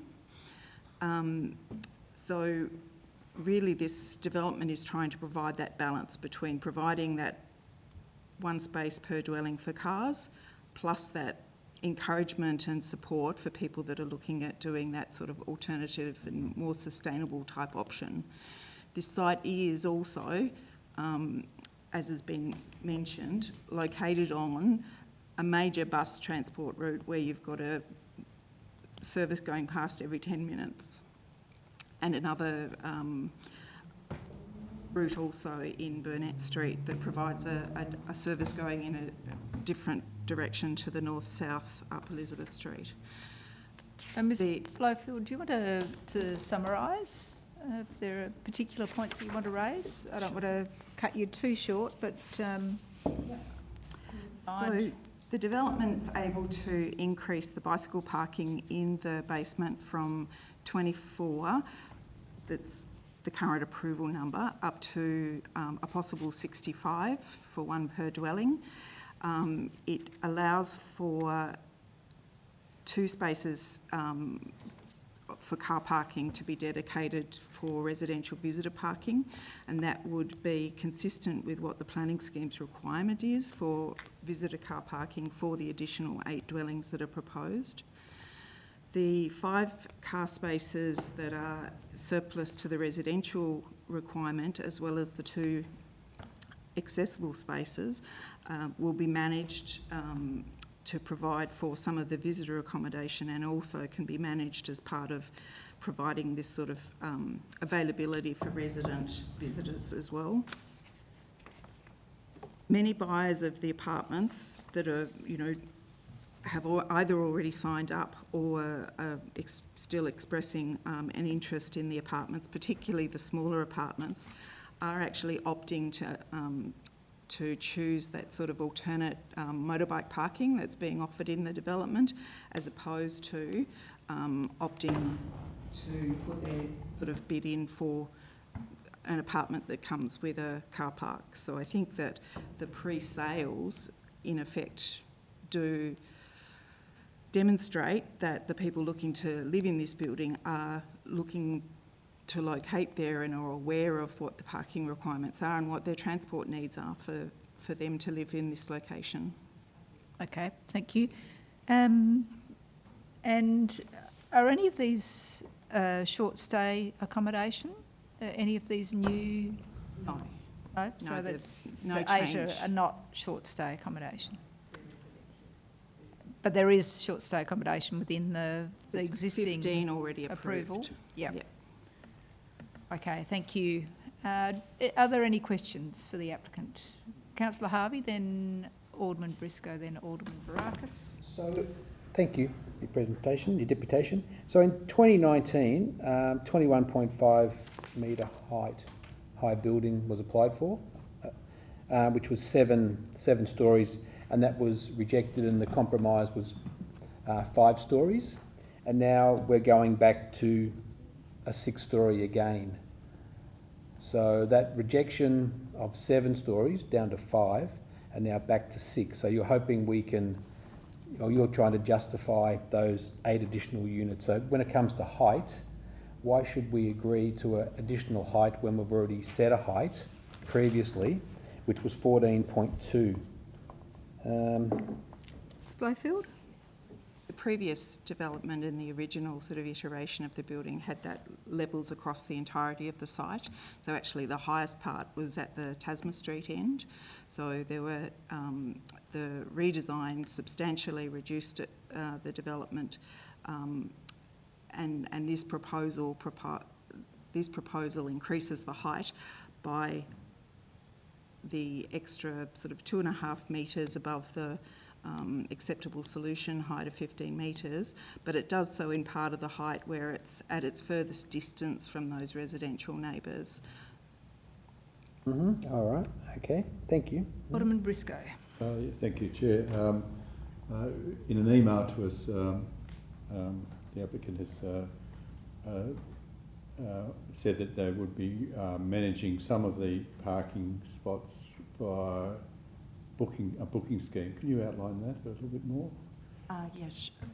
So the concept of this development has a sort of on-site manager embedded within the development. So, and that's partly achieved because there's the visitor accommodation component to it. So it means that there can be on-site management that deals with the visitor accommodation, but then can also assist with the running of the building for residents, etc.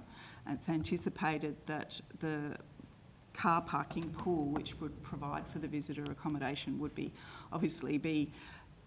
associated and pre-booked with certain bookings for accommodation, but also then can be managed so that time slots can be made available for residents to be able to book for visitors as well. Yeah. I suppose that through you, Chair, that they could extend to other residents as well who may not have a car and would have a car spot dedicated to their apartment. Could you see envisage that as well? So if we're saying there's going to be people of the millennium, do we call the new people millennium people, who will have scooters? Millennials. Millennials. They were born this century with it. Who may have scooters and bikes and motorbikes. There may be more unutilised car spots that are not being utilised. It's certainly the case that there may be a greater number of car parking spaces which aren't attached to a specific strata through being sold, and so they would be therefore managed and potentially able to be used for residential tenants of the building when they come and go on 12 or 6 monthly basis or whatever their rental agreement is, that potentially there would be that capacity for those people to lease a car space for a shorter period of time, or indeed more car spaces to end up in a pool so that people can book them for, you know, if they've got visitors coming for a particular event or what have you. I suppose that could be extended to even sharing cars, which is quite common on the mainland in the cities. Alderman Barakis. Thank you, Chair. And Alderman Briscoe touched on a few things that I was going to ask, but we'll power through. I'm glad you have acknowledged the sort of issues in North Hobart as being, because they are serious. It's something I've been interested in helping solve for quite a while. But look, I suppose at the outset, you might be able to agree or disagree. The issue seems mostly to be around, to me, about the visitor parking, because I think there's a difference between long-term resident parking. There's a difference in the effect that it's going to have, or the impact that it's going to have. Long-term resident parking, people that are parking their car there all day or all night because it's their place of residence, and then you know, the short-term parking that's of issue in North Hobart in general, the 15 minutes to 3-hour parking, they're effectively two different things. So I think the issue really, to me anyway, boils down to the visitor parking. So I was hoping, you already have a little bit, but can you elaborate a bit more on what the plan is for if I'm going to visit a friend there, and there's a number of units there, a number of apartments there. Where am I parking if I'm going to visit a friend there? Say if there's already 2 or 3 people that are already visiting friends in other apartments. So what's the sort of management plan around that? Yeah. So if residents were going to parking for their visitors, it'd have to be pre-arranged. So it's not something where the car park would be open for people to, you know, to drive in and sort of take a vacant spot. It wouldn't operate like that. It would have to be pre-booked so that you sort of, you go onto an online calendar and you find out what the availability is and you book a time slot. So it wouldn't operate as a sort of casual drop-in type, so it wouldn't operate in the traditional way, but I think it more reflects the sort of future of car sharing, these sort of share type arrangements, so that you get best use out of the facilities that's there, rather than car parks being empty for certain parts of the day. You know, it's envisaged that, for example, the visitor accommodation, if someone was coming and wanted to book a car because they're driving around the state and they want an overnight accommodation, it's the sort of thing that they're likely to want the parking for their car when they, you know, check in middle of the day or into the sort of dinner time, and then they'll be gone the next morning. But it may be that car park would otherwise be empty, and so this sharing and availability for residents to book it would effectively get best use out of that car park, you know, for the entire 24 hours basically. And like Alderman Briscoe mentioned, so there'd be an openness if there was people that had unused parking, if they had other forms of transport, noting that's an inner city apartment, effectively, for a fluidity in how those parking spots are managed. And well, if there was a surplus of parking from some units, they could be used for other. You know. I would think so, because once you've got that system set up, there would be that facility, and it does mean then that you know, it can be expanded or contracted depending on the availability. And it would still be being used as residential parking, because it would still be providing for the residential uses occurring in the building. So, and then I think just the final one, this was another one that Alderman Briscoe touched on. Has there been sort of active consideration to that sort of new age car sharing model where there's a few cars that effectively belong to the? So that's my understanding. Car share. A few cars belong to the apartment effectively. People can, you know, I don't own a car and I might only need to use a car once a week, so I'll book to use the house car. Is there any consideration to sort of services like, has there been any consideration for services like that might sort of... I know it's something we had some discussions on some time ago, but I'm not sure whether Sir Roberts, do you want to answer that? Yes, just on that point, what we find in our accommodation and other buildings is that when people are coming to Tasmania, they often don't have a car for their whole 5 days or 4 days. And so, for example, at Zero Davy, we've had 2 cars on site for way before this sharing arrangement occurred, and it's now popular. We've had 2 cars there for our guests to use for probably, I don't know, 9 years. And so we'd be doing a similar thing at this facility, subject to demand, having a car there for, or 2 cars, whatever the demand is for visitors who come.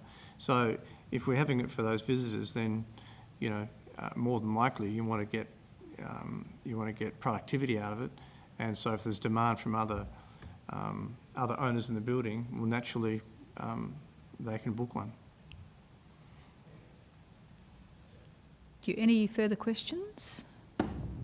Councillor Dutta. Thank you, Chair. Just one question. With regards to the statement you made, is that there are people inquiring about buying the units and they're looking for alternative transport. Do you have any evidence of how many of them? Maybe I can answer that. I think, I mean, what we're finding in Hobart is naturally more people, whether it's younger or older, or younger people, looking to buy an apartment with flexible transport options.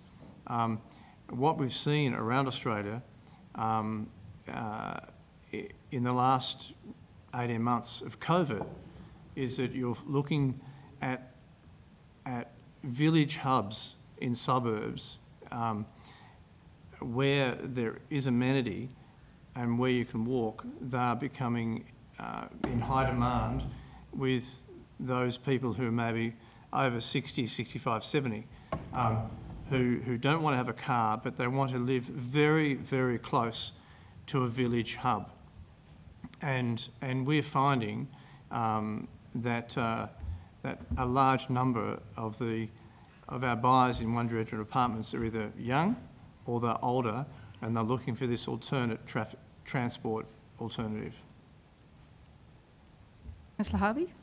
Do I remember correctly, back in 2019, maybe I'm making this up, did you offer free electric bikes for all your apartment purchases?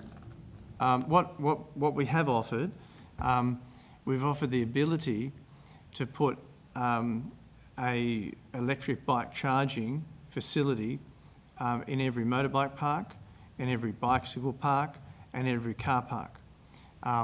And so if somebody's buying an apartment and they want that facility, then we've made allowance for the charging meter to go directly back to the switchboard of that particular unit.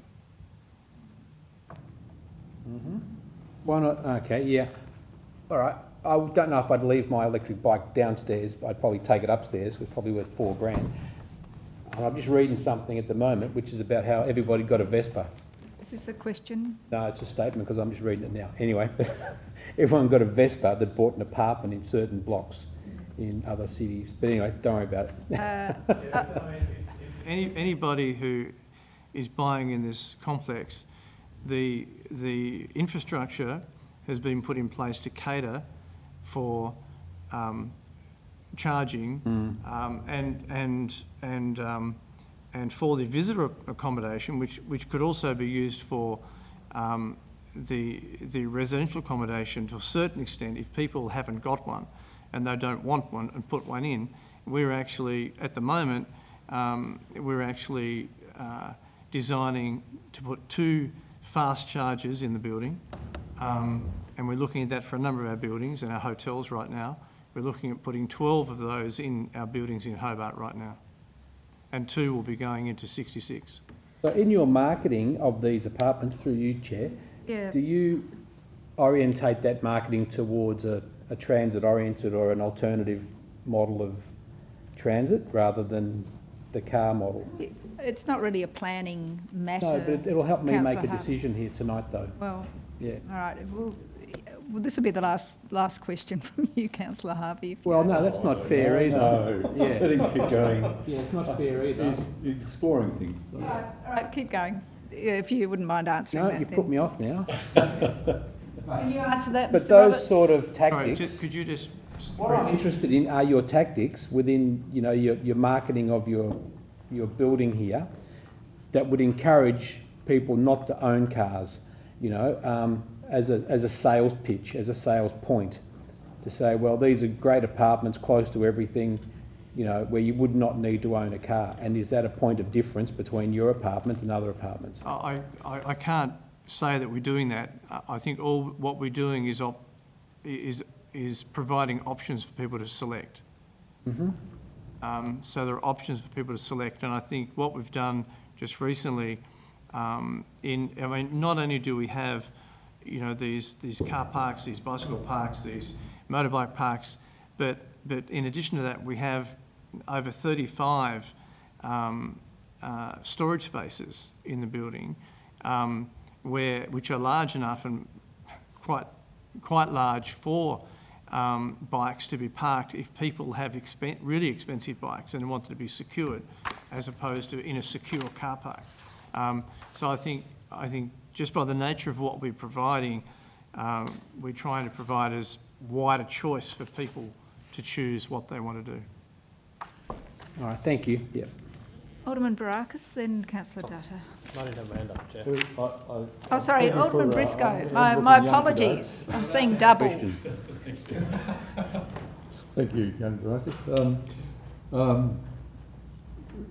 I imagine this is a bit of a marketing question as well, and probably it could be commercial in confidence, but would you say the people who are buying or anticipating buying your apartments, or have bought your apartments or put a deposit on your apartments, are more the downsizers who probably are moving from their big house or bigger house and selling one of their cars and end up with one car? Yeah, I think, look, what you're finding is a number of purchasers are country folk that may live more than 50 kilometres from Hobart. They're looking to settle in Hobart because they've retired and the generational farm has moved to somebody, you know, to one of their children, and so they don't have a need for two cars. They don't have a need for one car. Good. Okay. Thank you. Councillor Dutta. Thank you, Chair. Just want to follow up with your comment on the bicycle. I read here that you know, there is a total deficiency for car spaces. It's 82 car spaces, and then further on it says that the bicycle and motor parking has been reduced dramatically from 46 bicycle spaces to 19. Byfield? There's been 2 permits already approved for this site. So the original permit had 66 car parking spaces and 46 bicycle spaces, along with 27 motorbike spaces. There was then a second application that added some additional visitor accommodation. It also added some additional car parking, and it removed some of the bicycle spaces. That was approved by council. That was a 2019 approval. This application was looking to not change the bicycle parking in terms of the application that was made, but subsequently, because of our understanding of the concerns about the overall parking facility that could be provided in the building and the previous concerns that have been flagged by council's traffic engineers in relation to that reduction of car parking that happened between permit 1 and permit 2. The architect went back and looked at all the opportunities in the existing car parking layout in levels 1 and 2 and identified opportunities for 41 additional bike parks to be fitted into those 2 basement levels. And so it's possible that the development could provide up to 65 bicycle spaces.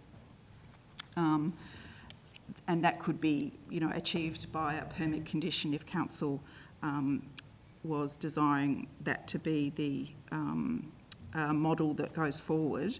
And that would provide an overall total in all modalities of 162 parking options. Questions from committee? I just have a couple of questions. So just in relation to that, there was a shortfall, correct me if I'm wrong, but there was a shortfall previously in parking, Ms. Blowfield? There was, yes. Yes, okay. And you referred to a building, another apartment complex. Was that on Burnett Street? What? Yes. Yes, I think it's number 40 to 44 or something like that. I guess it was just an example of this area because of, those large format warehouses and things that make up quite a substantial part of the sort of northern half of this block, that it seems like it's a block that's very much sort of earmarked to transition as in the next few years probably. I'm just having difficulty thinking which one that is. Because it's not built yet, is it? No, that one hasn't started yet. Can you think what's there at the moment? Is it the motor tyre? That's the Baracus development, is it? Is that right? Yes, yes. Okay. I can't think what the business is that's there. Okay, thank you. Yellow building. Another question just in relation, so obviously we're talking about parking and I'm just wondering, these apartments that are being proposed, do they have storage associated with them?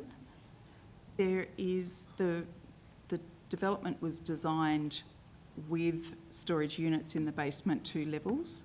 There one for each apartment? There isn't one for each apartment, no.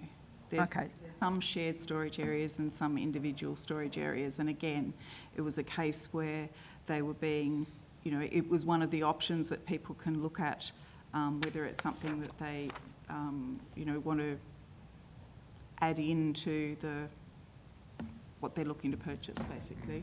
Yeah. Right, okay. And just in relation to the distance, you said that these were as distant from presumably Tasman Street as possible with these additional units. Can you, and I just find it very difficult to read these plans, unfortunately, but can you give me an indication as to how far they are from the Elizabeth Street Mews? Yeah, the top level, so level 6 that's now being proposed, is I think it's just under 12 metres from the boundary of Elizabeth Street Mews. And there's an apartment. I'm not sure the distance from the boundary that those apartments are. So it's 12 metres from the Mews. Okay. All right. Just another question. So we're just going up, like the increase of 2.5 metres, you said, in relation to the overall height in this area? 3.5.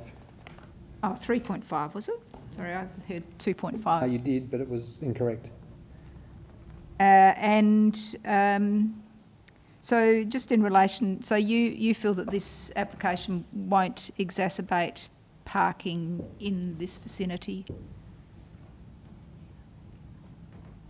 No, because there certainly won't be any additional traffic generated into this location. So in terms of the traffic generated into this site won't be changed because there's no additional parking being provided, and the car park isn't a car park that you use unless you know you've got a spot to park in. The development also provides a whole new number of residential people who will be able to utilise North Hobart and everything that it has to offer, being right in the middle of it and on the doorstep. So the additional residential development is very much on the model that people are looking at these apartments, the parking as being either something that they're getting a car park with it if they have one that has that facility or not. The surrounding streets are very much because you're looking at being very much in the inner city area, an area where the surrounding streets are very much controlled in terms of the parking. So it's not a case where people would be turning up to visit people that live at this development without knowing the situation of North Hobart. So yes, well, that's an interesting prospect and observation of human nature. But anyway, and obviously this is your proposal for parking, for bike parking is quite a departure from the planning scheme as such. I mean, do you have an opinion as to the provisions of the planning scheme in relation to parking? Do you feel like that needs to be modernised per se?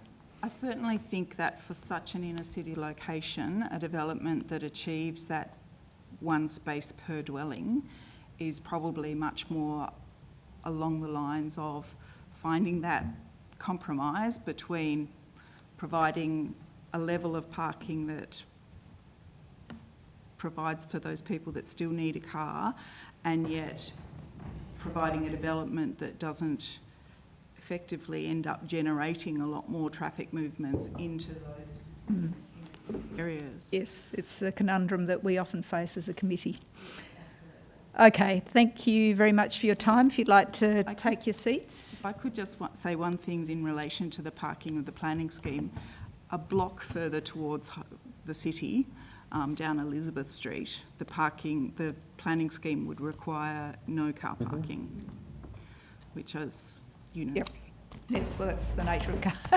Did you have another question? Oh, no. Okay, thank you. Right, thank you. And we'll open this for discussion. Alderman Briscoe. Yeah, it's been a good development a good discussion about this development tonight, because it as you've highlighted, there need to be changes to the planning scheme to allow more Sparta type parking and requirements of these inner city residential developments. I do know that you have penalties if you provide parking in inner city dwellings in Sydney and Melbourne. In fact, you have a penalty if you plan to have parking in inner city apartment buildings in Sydney, and I think in some suburbs of Sydney you're not allowed to have parking. So it forces people to use the public transport. Now the public transport and bicycle things in Sydney and Melbourne are a lot better than Hobart. It is a tension that we've experienced. Obviously there is a parking problem in North Hobart, as one of our earlier deputations said, but should that stop us from exploring more smarter ways of parking in new residential developments? And I think here's a perfect opportunity where the developer has offered to bring in smart booking type parking for visitors. The applicant is putting in PowerPoints that are linked back to the switchboard of each apartment so they can have electric vehicles, scooters or bikes. I think this is something we should be encouraging, and here we've got a developer who has offered these things as part of his development. The height issue, according to the planners, is not an issue. It's not an issue under the planning scheme. The only issue here is the almost artificial requirement of visitor parking. It is an artificial thing, because it doesn't reflect the reality of inner city living. It doesn't reflect what we should be looking for in our developments in inner city. It may be, when we look at the precinct plan, which we have had one briefing over it, that maybe that's the sort of things that should be brought into the precinct plan. Smart parking, facilities for electric bikes and electric cars, reducing the number of car spots available, as long as all these other things are in place in the development. Perhaps a question I could ask that in initial investigations of the precinct plan for this area, if this building would fit in, the proposed new height would fit in with the proposed precinct plan. Look, I'd have to take that on notice. More than likely? Possibly. Yeah, possibly. I think, 18 metres might be the maximum in this location, but I'd need to take that. At a certain point, I'm happy to move the motion for approval. So, if you want to take the motion for approval from me now, but I'm willing to do it after discussion. Okay. Well, you want to just hold off on that? Yeah, that's right. Yep. I'd like All to listen to the other discussion. Councillor Harvey, then Councillor Dutta. Thanks, Chair. Look, I don't believe we have a parking problem, and I think the representative will call it a parking crisis. What I think we have is a car problem and a car crisis and a mobility problem where not enough people are walking those short distances or riding their bike those short distances.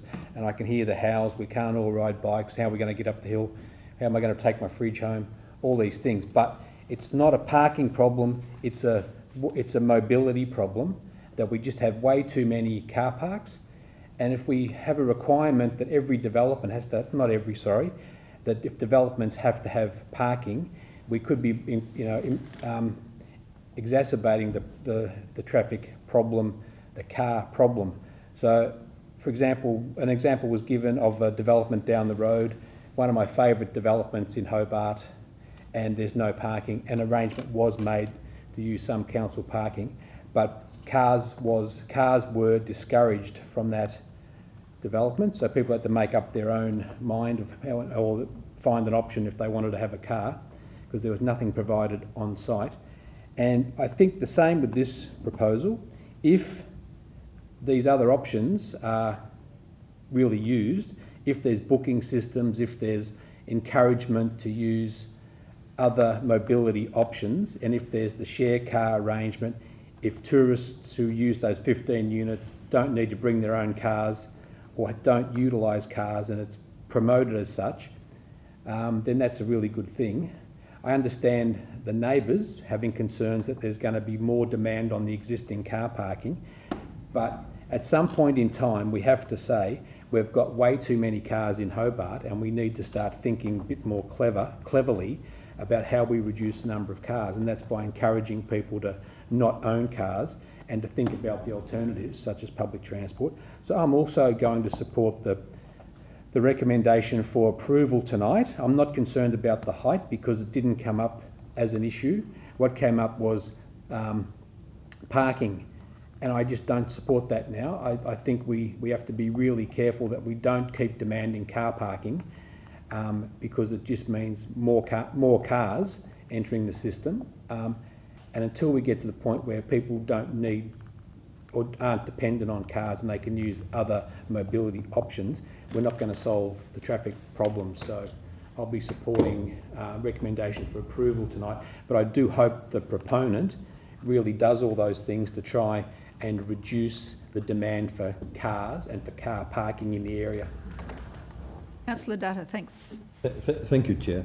Now, I would be supporting the staff recommendation because it is my duty today to look at the reasons given, and clause 6.61 very clearly states that it does not meet the provisions of the particular clause. And not only by a minor spaces, but it is quite substantial deficiency, which is quite gigantic in fact. And so therefore it will be difficult for me to support that other motion that is foreshadowed. Are you moving the motion? I'm moving the motion. Well, I would, because I had prior right to it, I'll move the recommendation for approval. I did say that. Oh, okay. Yeah, sure. Okay, well, yep. Yeah, So you want to move it now? Yeah, I'm happy to move it now. Motion for approval. Okay, All right. Now he'll be a foreshadowed motion. For Who's he? Sorry, who are you? Councillor Dutta, is it? My learned colleague over there, whose name is Councillor Dutta, if you're a bit Sure you want to be confused. referred to as a he. Councillor... Let's not get into that. Councillor Dutta, have you finished? Yeah, I'm finished, that's fine. Yep. Those comments I don't respond to. What comment? They're frivolous. Alderman Barakis. Thank you, Chair. I think it's shaping up to being an interesting debate on this one. I think it's definitely a serious and interesting topic. I'm not sure, was it Councillor Dutta or was it the deputation that mentioned the word parking crisis? Either way, sorry. Deputation. Look, I think I actually agree with much of what Councillor Harvey said. Although I think at the same time, I don't think this is a mutually exclusive situation. I think we do have a parking problem, especially in North Hobart. But at the same time, there are smart solutions to that in this development. And I also think that, the issues of parking in this development, for me, have always been centred around the visitor parking. I think if there's, if somebody buys an apartment or somebody's living in an apartment in this development, and there's not enough, there isn't a long-term car park for them, they're not going to be parking their car in Condell Place, or they're not going to be parking their car on Elizabeth Street and taking up the parking and adding to the trouble there, because that's a very unlikely situation. The long-term residence parking and the short-term parking are two very different things. I think, as Councillor Harvey said, and as Alderman Briscoe said, and has borne out during the questioning, there are solutions and there are ways, especially on inner city living, to reduce the demand for those long-term parking. I think the last statistic, and they might be slightly outdated, I think it's something like 70% of people commute using car as their primary transport, and then 30% either pedestrian or public transport. I'm not sure what the exact breakdown of that is. So, look, apartment or a dwelling that doesn't have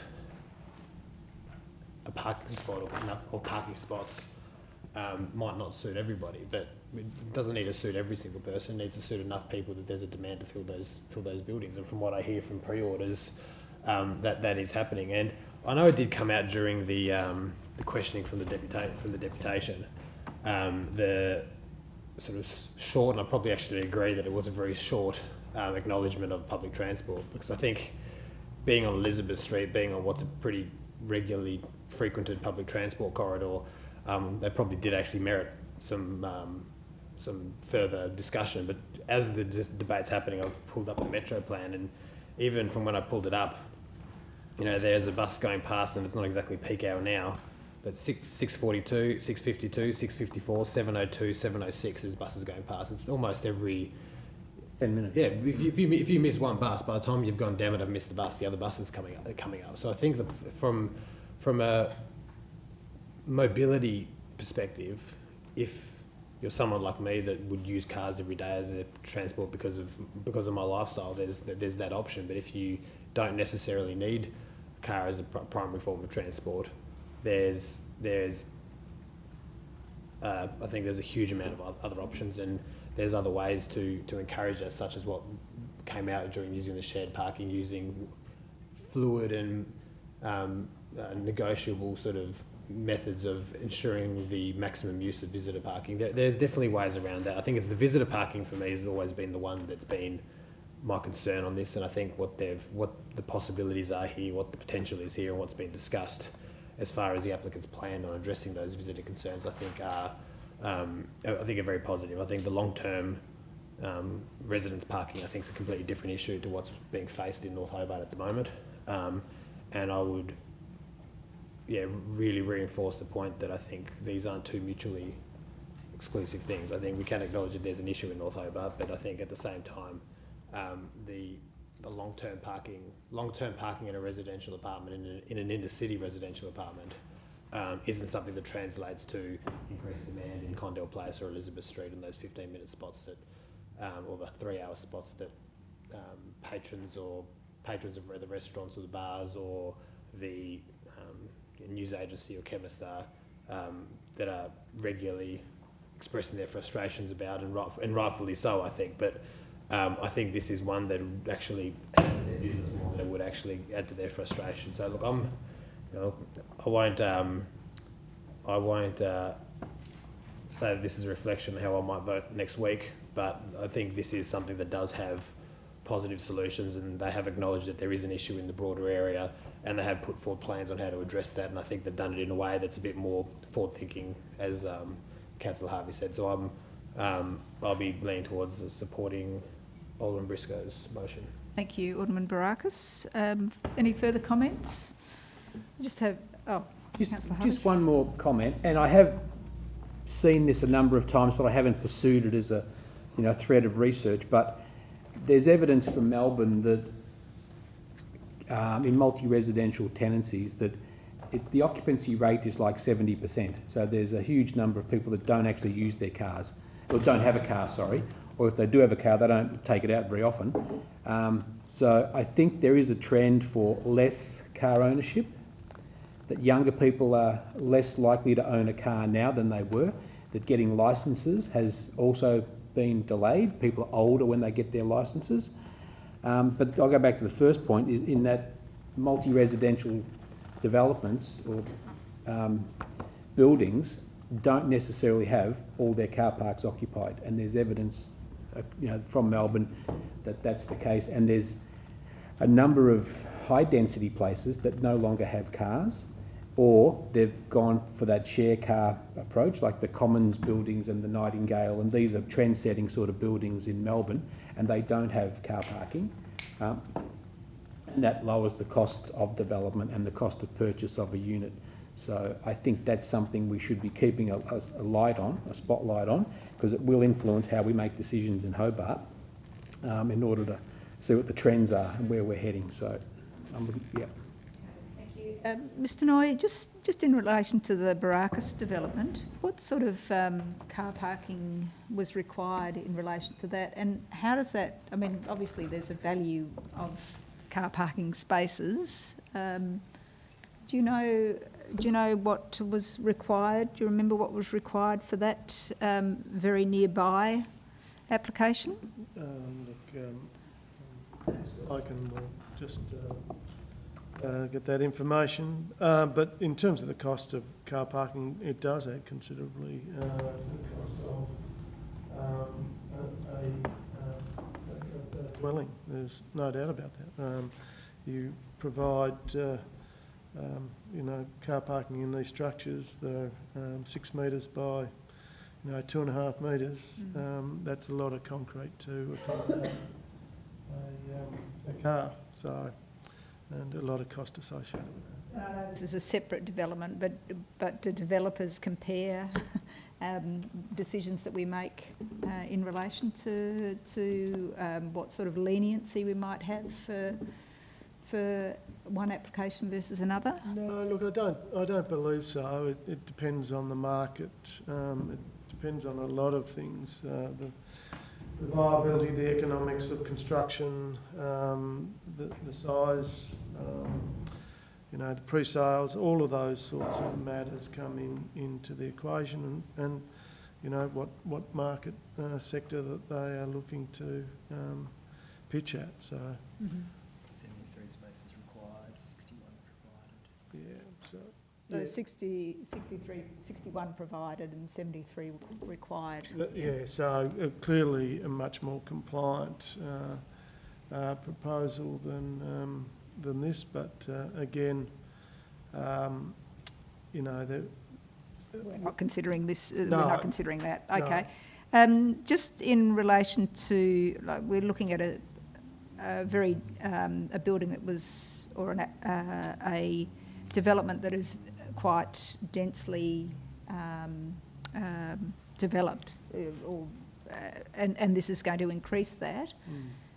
So we're not considering here any sort of comparison, or does it seem to perform in terms of density? Well enough? Yeah. Yes, that is certainly the officer's view. The only area of concern by our engineers was in relation to car parking provision. Yeah,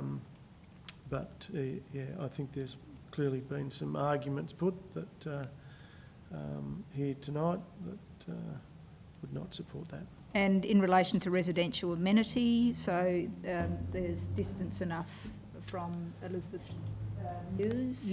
Yes, I think that was clearly borne out in the officer's evaluation that the location of the increase in height is to the north, where the residential, adjacent residential properties are more to the south and to the east. Okay, look, I think this has been a very useful discussion. It's useful to consider how we might use space and how we might link that to our sustainable transport options and active transport options. I mean, I live in North Hobart, well away from this development, I might add. You know, the bus service, as Alderman Briscoe alluded to, is very frequent, or Alderman Brackus actually alluded to, is very frequent.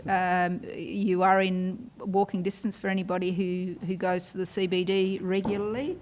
And whilst I do have quite a lot of sympathy for the residents because of the scale of this overall development, I think that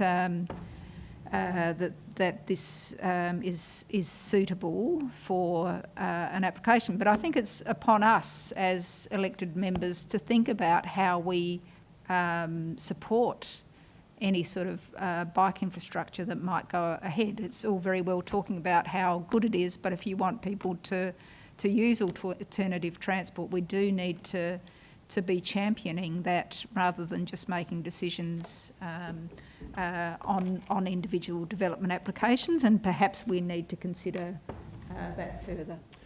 Sorry, yeah, sorry, Chair. The question was in relation earlier about the height requirements under the officer's interpretation of the Woolly proposal, and it would be within the maximum allowed, which is 18 metres. Okay. Okay, so we have the motion that's moved by Alderman Briscoe. That we approve it. I just want some advice from the officers to make sure that in the normal conditions of approval that bicycle parking has increased from 24 to 65. Well, just in relation to that, there is some concern about the proposition that was put to us late, that most of those spaces would not be compliant with the Australian standard particularly in terms of access. So, could we say something like increased bicycle parking, just rather than putting a number to it? Yeah, in accordance with the Australian standards. Yes. And I'd like to think that also we had some mention of the concept of online booking system, because that was been offered by the applicant. I mean, that could be included as advice. And also, I think that's probably it. The advice clause would include. I think they've heard it. Yeah. I think they've heard it, but I think if it gets appealed, at least we've made an attempt to. Yeah, we can't condition it for those things. Yeah. But we'll certainly word the increase in bicycle parking in accordance with the Australian standards to my satisfaction. Yeah. To the satisfaction of the Director. Yep. Okay, so is everybody across what Alderman Briscoe is proposing? Yep. Okay, so I'll put the motion for approval. Those in favour? Aye. Those against?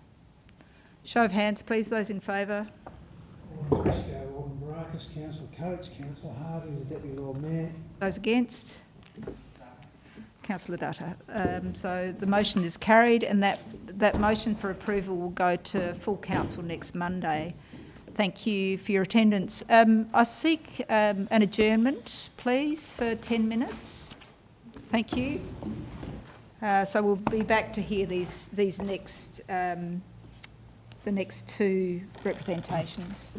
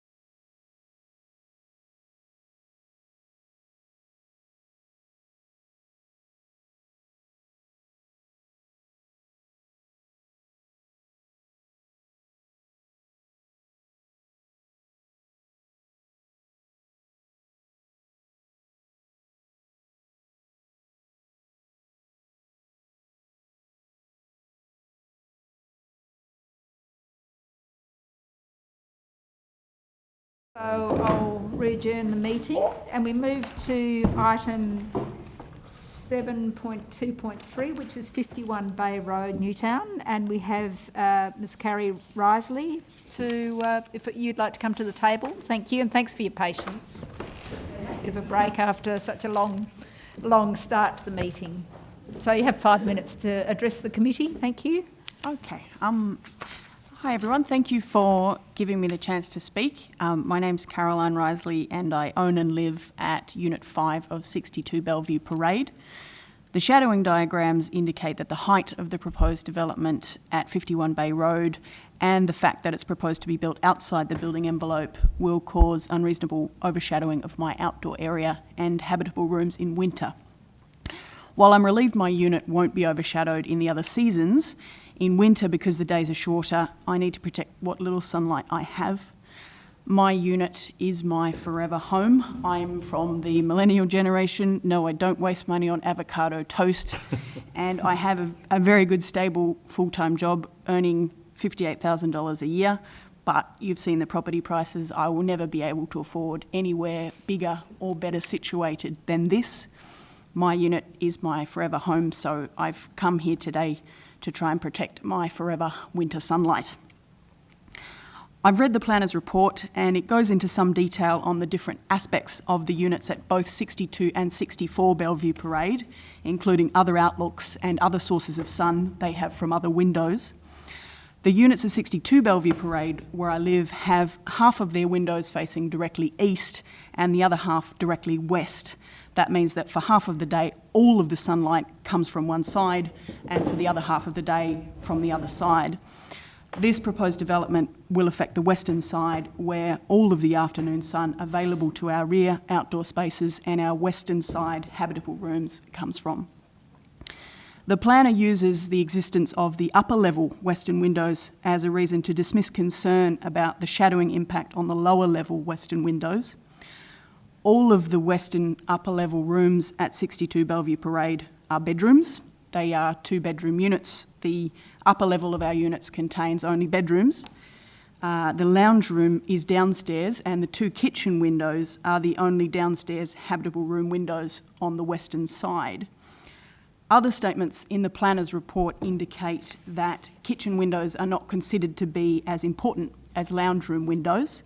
But my lounge room window, being on the east, gets absolutely no sunlight in the afternoons. However, because the unit is open plan inside, quite a lot of sunlight comes into the lounge room from the kitchen windows to the west. With the angle of the sun in the sky in winter at the time of day in question, it actually streams through the kitchen windows and lights and heats the lounge room.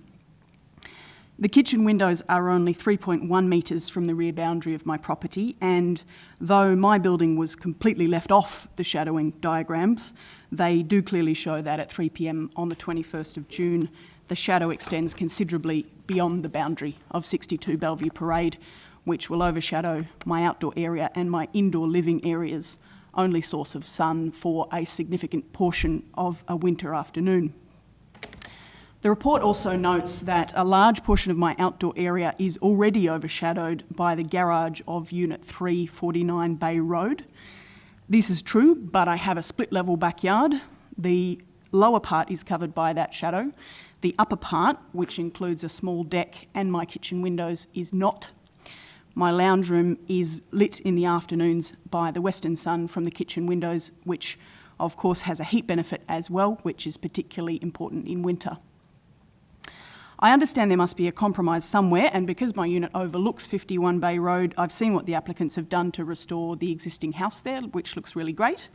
And they seem to be living there while doing it, so I can see that they're ordinary, hardworking people, and I definitely don't begrudge them the chance to be able to develop the rear of their property. I'd like to suggest 2 possible alternative solutions. One is to build a single-storey dwelling. That wouldn't overshadow anything. Or alternatively, they could set the building back from the rear fence line by a couple of metres, put it back into the building envelope. For example, they could put the private outdoor space and carport on the back fence line instead.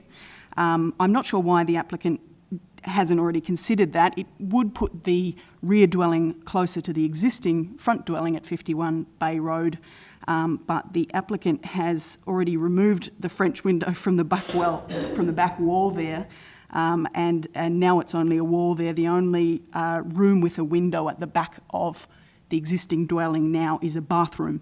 So there would be minimal impact on the front dwelling if the rear dwelling were moved 2 or 3 metres closer to it. Thank you for your time. Please protect my sunlight. Okay, thank you. I just want to start with a question. So you're Unit 5, but between the development and your unit, there is a car park? There is a car park, yep. yes. So you still believe that the overshadowing will impact on? Yeah, that's just from looking at the shadowing diagrams that the applicant provided. My building is actually not on them. I did query the planner on that. He said that it's not required to be because it doesn't directly adjoin, but the shadow diagrams, you can see that it extends well beyond that car park, which extends well into my property. There are some photographs I could see in the planner's report that show my unit, where you can see where it's located.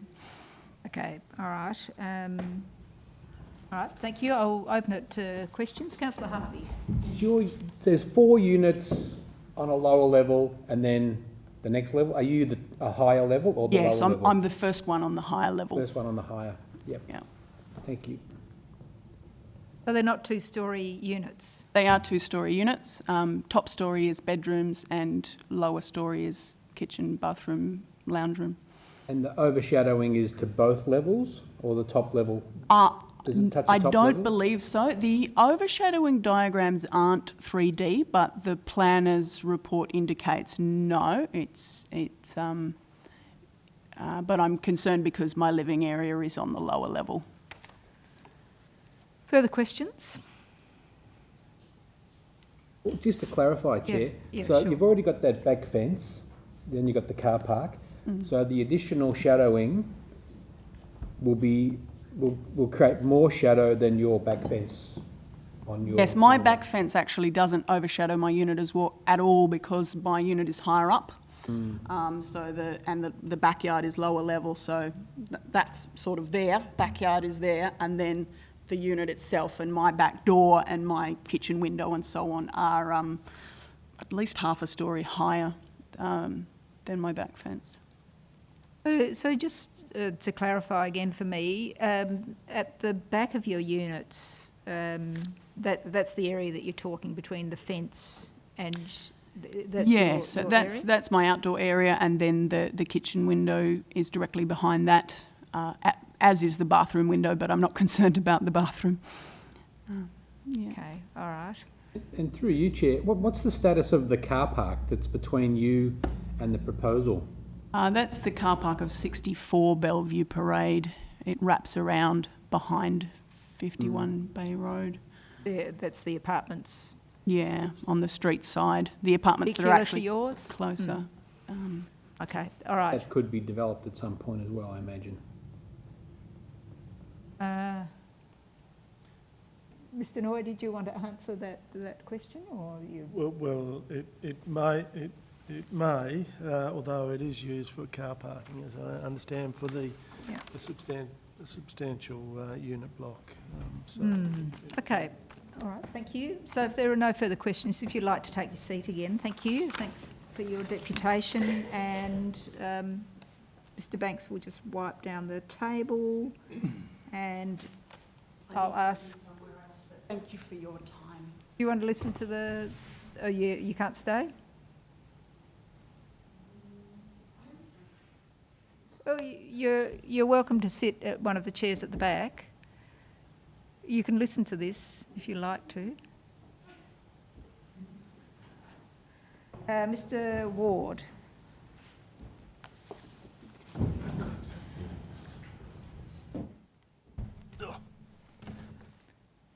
So if you can answer some of those concerns raised and yes.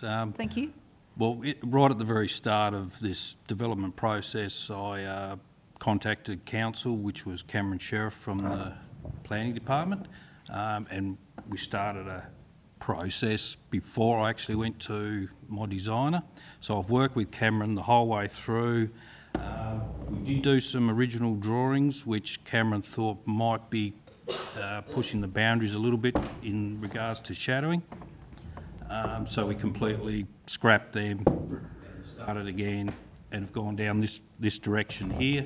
And I think we've pretty well answered most questions with what Cameron was after in regards to the shadowing and all those sorts of things. And I was under the impression that we were pretty right with all of our issues. And that was the main thing that we were doing. He did ask for some more shadowing, which we did supply after the application period, which we did supply. So these part of the application that we have before us? Sorry, he did ask for some more shadow diagrams, which we have supplied. Page 551 of the agenda, Chair. Page 551. Yeah. Okay, thank you. Thanks. Go ahead, Mr. Ward. That's pretty well all. I'm just happy to answer some questions. Okay, thank you. Are there any questions of Mr. Ward? I guess, Chair.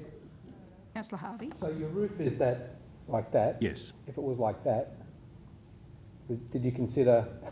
We considered quite a few, but in talking to planning, that this seemed to be one of the better options to go for. Mm-hmm.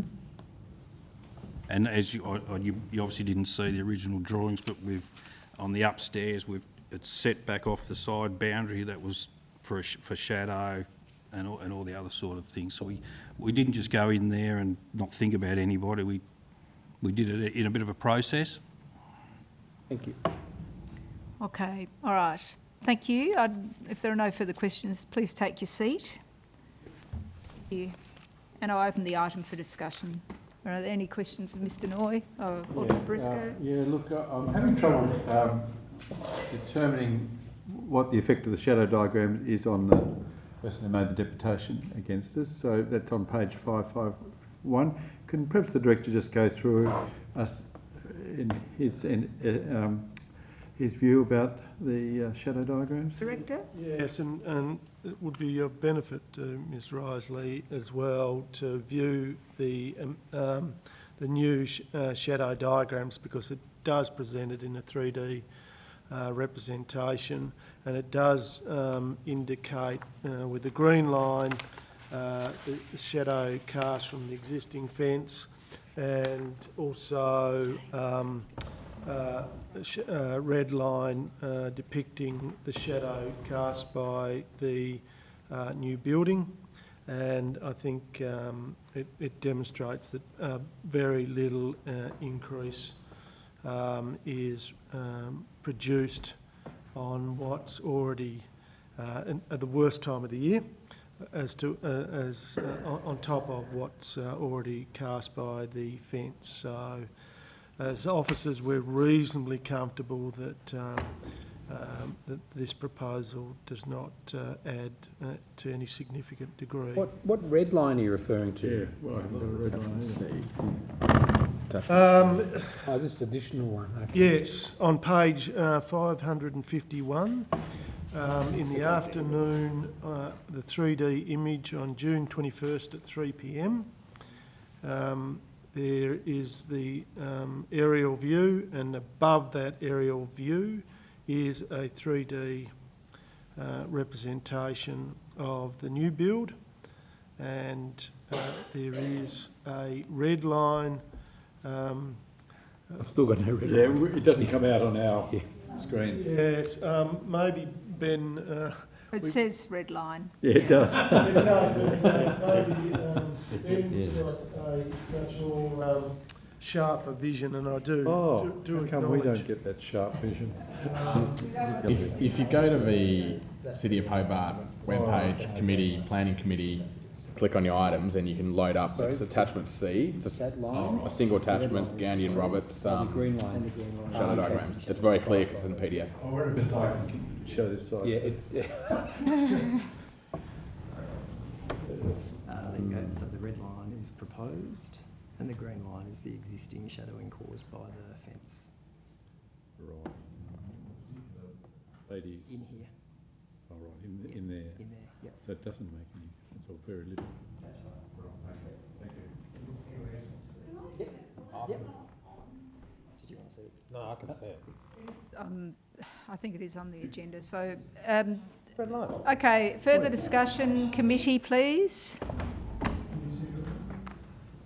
Councillor Coates. Yeah, look, going in via the City of Hobart website and loading the PDF, it's pretty clear. Look, it will impact further than the fence, but it is very, very minimal and only on that afternoon on the shortest day of the year, longest night. So look, I'm reasonably comfortable with this application. I think that ultimately it won't have the feared impact, and so I'd move a recommendation for approval. Thank you, Councillor Coates. Further discussion? I just have a question, Mr. Noy, just in relation to the building envelope. Is this out of the building envelope by much, or? Yeah. There was mention in the report about the building envelope. It doesn't. And then that there might have been a discrepancy with the measurements of the building envelope. It is outside the building envelope, and I refer you to page 546. But again, when assessed against the performance criteria, I mean, it's well under the height allowed, but it does project outside the building envelope, the perimeter, to a minor degree, but significant enough to push it into a discretionary assessment. Okay, thank you. Look, I'll support the recommendation that Councillor Coates is moving. I think this infill, given those concerns that are raised, I think aren't realised. I think that this is a really suitable development and infill, secondary, and the heritage concerns are met as well. So I think it's quite a good development. Any further discussion?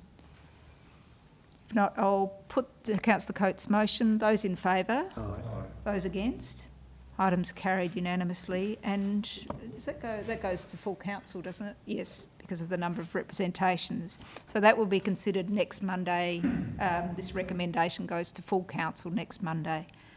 We go now to 315 Elizabeth Street, 7.2.4. Do we need to wipe the table down, Dave, or is it all right? Done that? Okay, great. So, Ms. Roseanne Wardrop, thank you. Thank you. And if you'd like to speak for 5 minutes, thank you.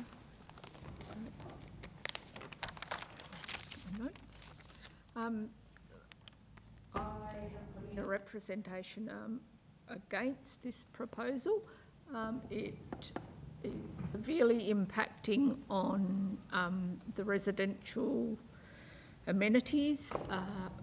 We own the property next door, 313 Elizabeth Street, and property through to Burnett Street, as well as the property at the rear of Boodle Beasley, 45B Burnett Street. I'm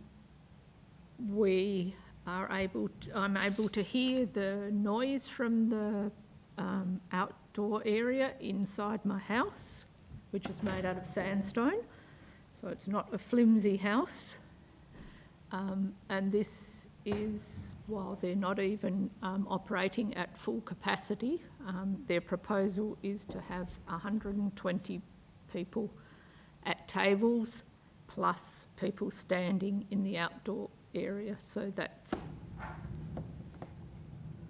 up to or over 200 people in their outdoor area. In their original application, they said that there would be no music played outside. They do have music playing out there now. Not all the time, but they do have music playing quite loudly. They said there would be no amplified music. They've had people playing amplified guitars out there.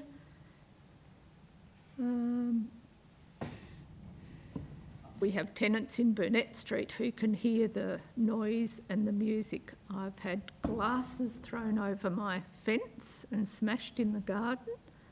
I've had food scraps thrown over the fence and cigarette butts. I also have to listen to the yelling and screaming and obscenities that carry on in there on the weekends, especially. It's very stressful, and yeah, I like to spend my time on the weekends in the garden, which is not very comfortable, and it will only get worse if they're allowed to have this permit on a permanent basis. Yeah. Those are your points. All right, thank you. Do we have any questions from the committee? Alderman Briscoe. Yeah, thank you for your deputation. When these things have happened that you've described, yes, have you contacted the management? A few times where the glasses have been thrown over my fence, I've put them in the rubbish bin, but yes, recently I have contacted the management. So you've got the phone number of the management? I have his email address. Yep. Thank you. Any further questions? Councillor Dutta. Thank you, Chair. So you said that bottles and rubbish and other things have been thrown into your property. Is it still happening, or that happened some time back? The glasses were a little while ago. Last weekend there were cigarette butts and food scraps thrown over the fence. Yeah. Alderman Barakis.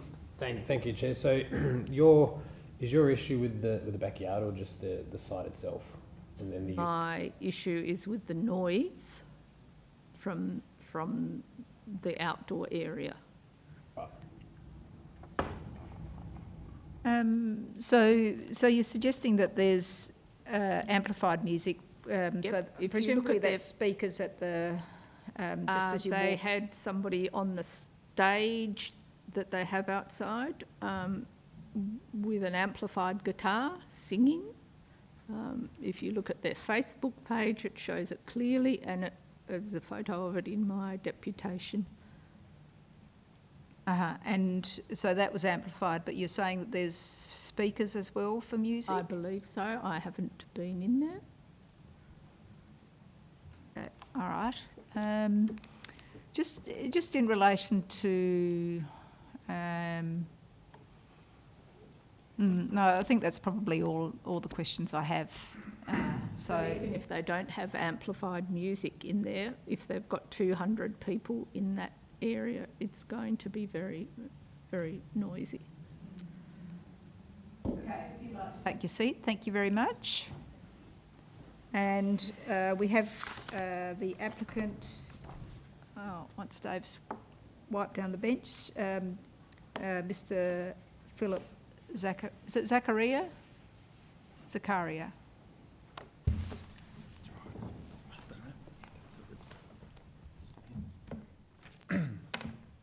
Thank you. Who else? Sorry, I've only got you. On this one here. Yeah, it's just my wife Jane, so I'm Phil. Hello. And my wife Jane. Yep. Thanks for the opportunity to speak before you. As I say, we're two of the owners of Boodle Beasley. I know I've spoken to most of you directly, or a lot of you directly, and also sent a detailed email outlining our side of things.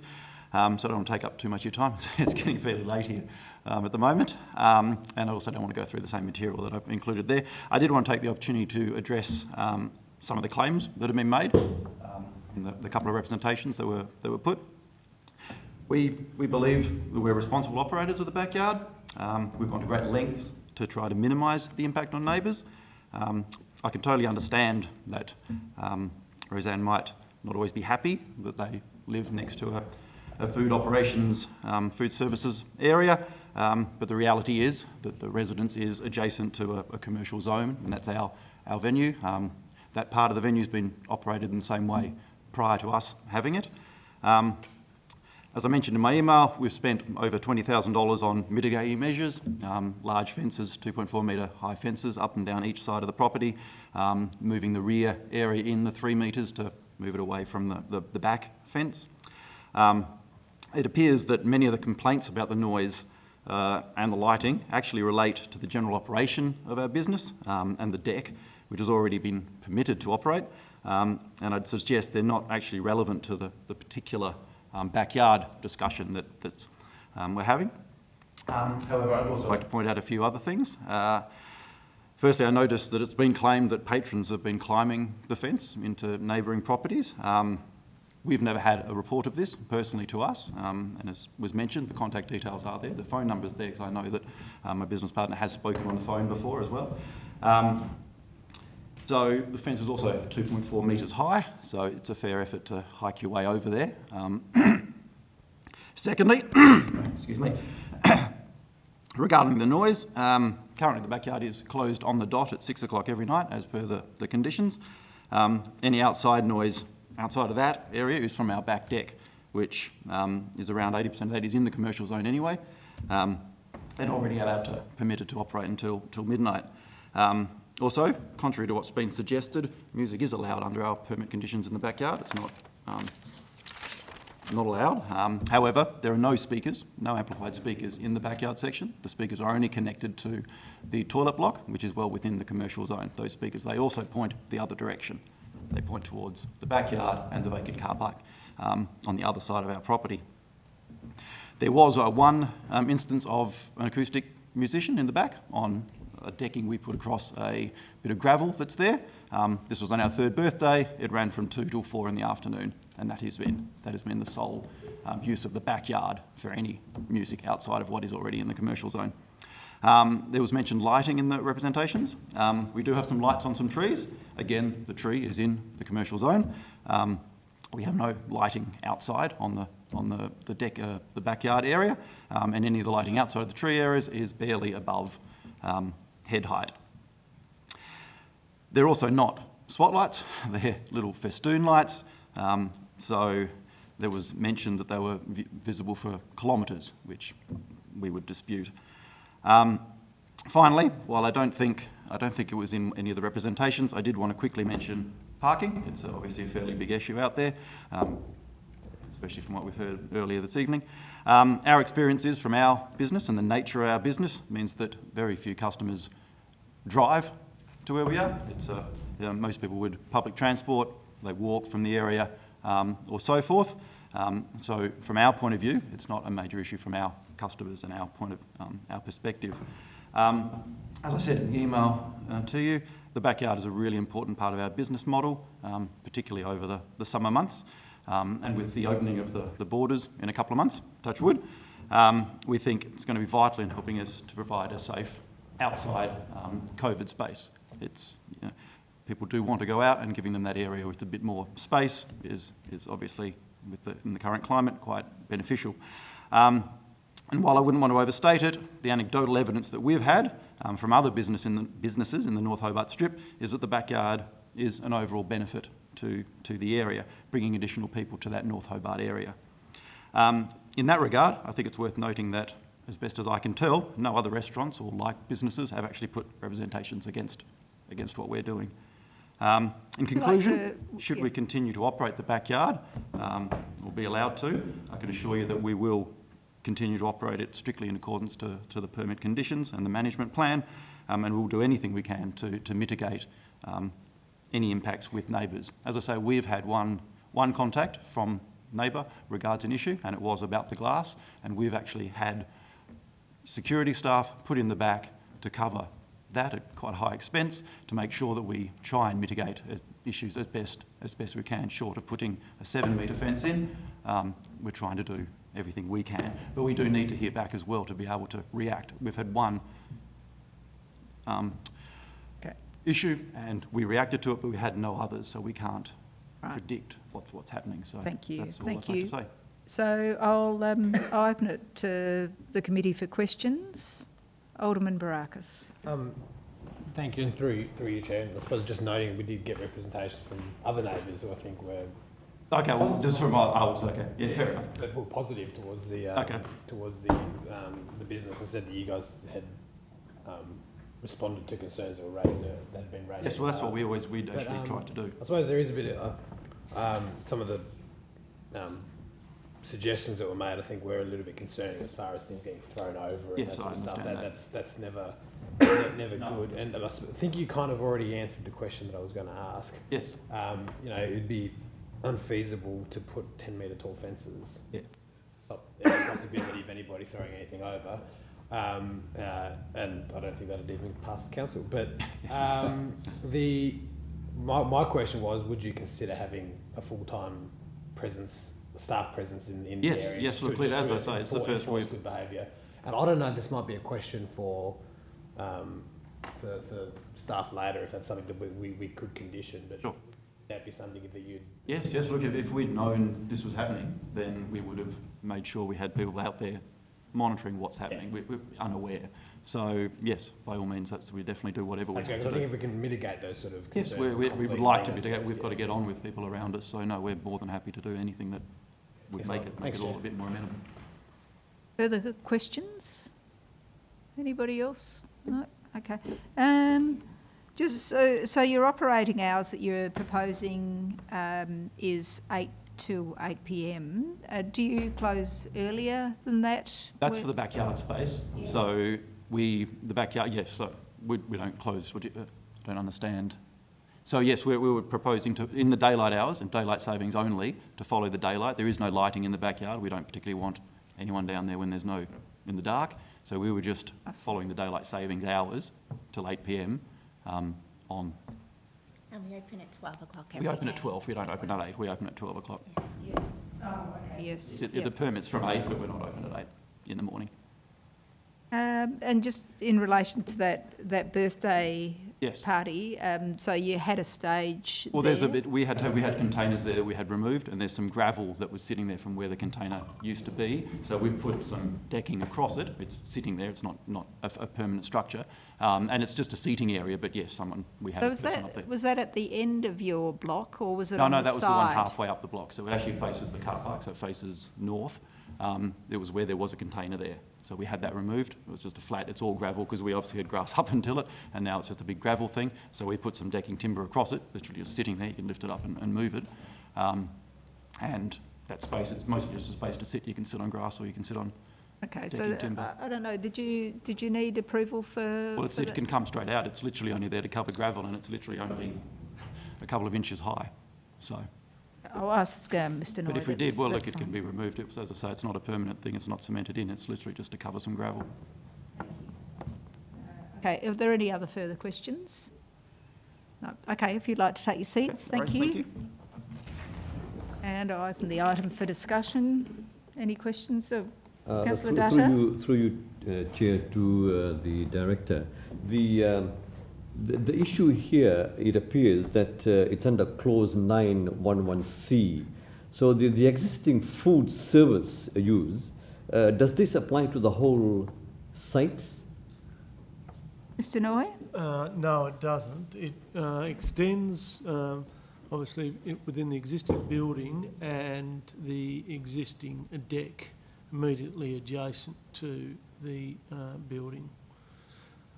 What they are seeking is to extend that use into the rear portion of the site. So the next question then would be, have you got, I understand we've got legal advice on this with regards to minor development. That's right. What is their advice in regards to this? Well, you're required to satisfy certain requirements under that provision, and if I'm able to, just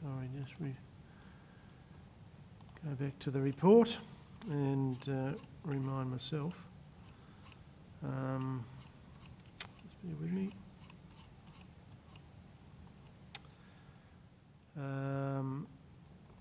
So minor development to a non-conforming use, which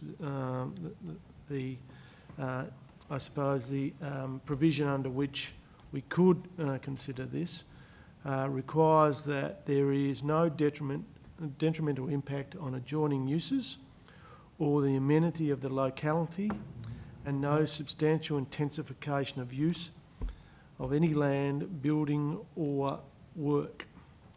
Now, we assess that and feel that we are not confident that there's no detrimental impact on the adjoining residential use. Thank you. Alderman Barakis. Thank you, Chair. I've got a couple. What page is that? Is that in the? Yes, page 574. Well, Alderman Barakis, I've just got a minor question. If that's okay with you. On page 576, the conclusion seems funny. The proposed partial change of use to food services does not satisfy the relevant provisions, and as such is recommended for approval. The refusal, presumably? No, here, recommended for approval. No, it's... There's a typo? Must be a typo. Roll with the Jeff. So you see where... Yep, I see where you see it. Yep. Careful reading. Alderman Barakis, do you want to ask your questions? Thank you. Yeah, look, I suppose my question is just following up on my questions of the applicant. I think this is one of those situations where the best case scenario is we can find a mitigation to address those concerns and allow the business to operate in this manner. Because I definitely don't think that there are any concerns that are sort of deal breakers. I think it's all stuff that can be mitigated.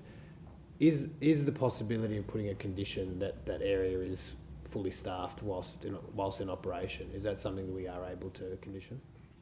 Not fully staffed, but it is staffed. Yeah. I mean, I think we imposed a condition relating to a management plan previously, and we could include that provision as part of that management. Like to satisfaction of the director or something like that? That's right. Look, we have got prepared some conditions earlier, and we would look to add that provision. And specify that they would require a staff member. That's right.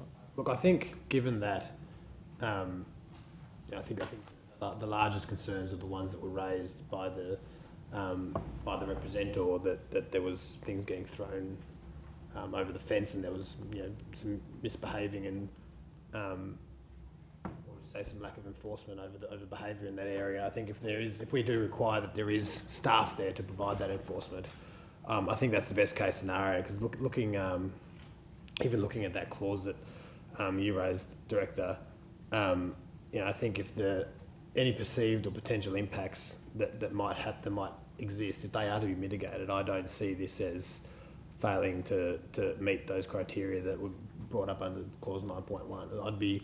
I'd be testing the floor here, and I'd be moving the conditions for approval, which I believe you prepared, Director, with the addition of the condition that we require a staff member to be in the area whenever the area is under operation.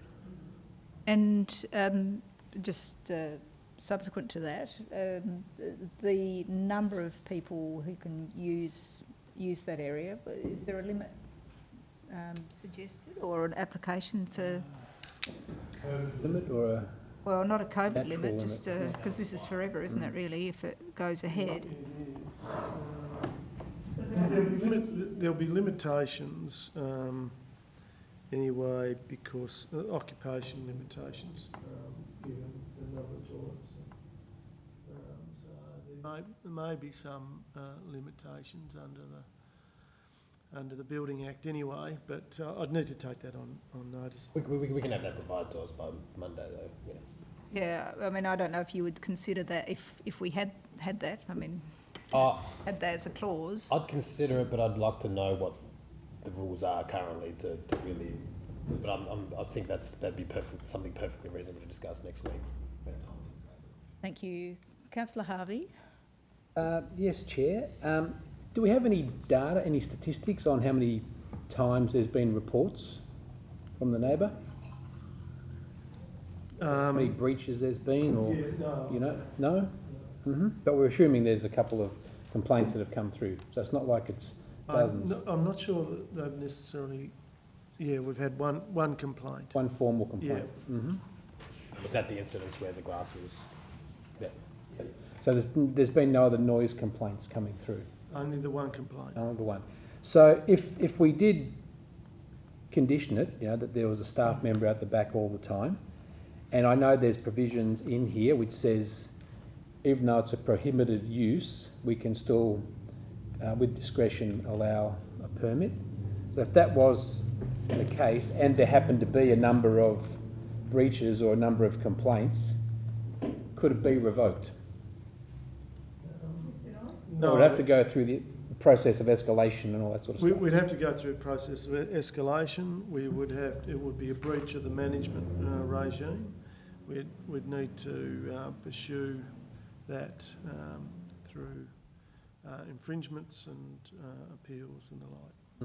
So what we're asking for tonight is a permanent change, so this would be forever. That's right. I mean, it's perfectly within your capacity to put a further time constraint on that extension. Alderman Briscoe. Councillor Harvey's finished. Yeah, look, we received a very lovely letter from another neighbour with almost the identical, a positive reaction to the changes. The opposite. Laneway issue has been resolved. Rubbish and objects are no longer thrown over fences. The sound buffering on part of fence is successful. The height of the fences have been successful in reducing sound and giving privacy. And the sound system has minimal decibels. The sound system on the domain is very intrusive, and so on. So, look, if there's only been one complaint, and although we've heard a deputation which is heartfelt and genuine, I think if we still have a management plan, that if it's the management plan is a condition, is that correct? Would be a condition.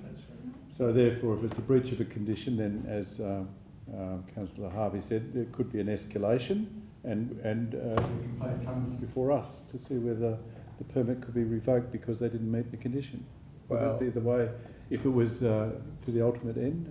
Look, if they were not complying... Yeah, not complying in a big way. We would have to, look for certain orders, and those orders could include no longer using that space. So that's our safeguard. Yeah, yes, if they're in breach, then they would be in breach of the permit conditions, and we could seek orders. Except that takes a long, drawn-out process. A long time. But again, planning is long and drawn-out process. And there is also fines and other enforcement activities that take place between now and then. There'd be monetary fines. There'd be other enforcements. If I know we're putting a lot on the applicant now, but if they were to be non-compliant and not holding up their end of this, there are enforcement levels that would occur before we start talking about the nuclear option. That's correct. As you would know, these can be long and drawn out. And we've been encouraging, if there are breaches, to be reported to council. So we have got a knowledge of it. At the moment, we've only had one complaint, and it appears that's not a lot, in my view, for a licensed venue like this with music. Yeah. Any further questions or comments? Mr. Noy, this has been a 12-month period over quite a remarkable time, I suppose, the 12 months that we've been in a COVID situation. Do you think that would have some impact as to how the area might be used? Little difficult to say. I mean, Tasmania generally has fared better than any other state in the country so far as living a normal, relatively normal existence. But in relation to use, like area and how many people can use a particular area? Yeah, look, I think certainly there are certain restrictions, or there has been, and that would have potentially reduced the patronage to some degree. We know interstate visitation is down because of Victoria and New South Wales. So we do know that some of these venues are experiencing reduced patronage because of that. Okay, so if there are no further points, or only just to Councillor respond. Dutta? Sorry, Councillor Dutta first. Thank you, Chair. It looks like you the same, same beard. We get... Sorry, thanks, Councillor Dutta, that's very generous of you. Just to respond to that letter you read out, it's quite a significant distance from the venue, 285 Elizabeth Street. So you'd need to be having an ACD concert in the backyard anyway to impact that distance away. So, yeah. Councillor Dutta? Thank you, Chair. No, I realize that there's only one complaint, but that we have two views. One, a letter was read that is positive, and there is one complaint that is negative. And it's been pointed out that one is very close and one is not as close, and therefore we've got to bear that in mind. The second point for me is that the staff have looked at this under clause 911C, and they have then sought legal opinion on this matter, and the legal opinion is very clear on this matter. And the fact that they have looked at the three elements under section clause 911, that is it is a detrimental impact, there is a detrimental on the amenity of the locality, and there is substantial intensification, and they have proven that with the evidence with regards to the decibels. Now, these are evidence that they are putting to us to make the decision, and I have difficulty going against that. All right, thank you. Mr. Noy, can you just tell me if this was appealed, the previous decision was appealed? I don't believe so. Right, okay, so if there's no further discussion, Councillor Coates? Look, yeah, it is an interesting one. I guess I think the solution that's proposed is probably the fair one, bearing in mind, of course, the parties will retain their right to appeal whatever decision we make tonight. Look, it is interesting that we've got this advice from Sims Wolfhagen, but as was mentioned, I think, by Councillor Harvey, we do have within our discretion still the ability, but even in this advice, it notes in there that there was previous advice received from Arena Inc. planners who said, well, it would comply with the I think it's the minor amendment for restaurant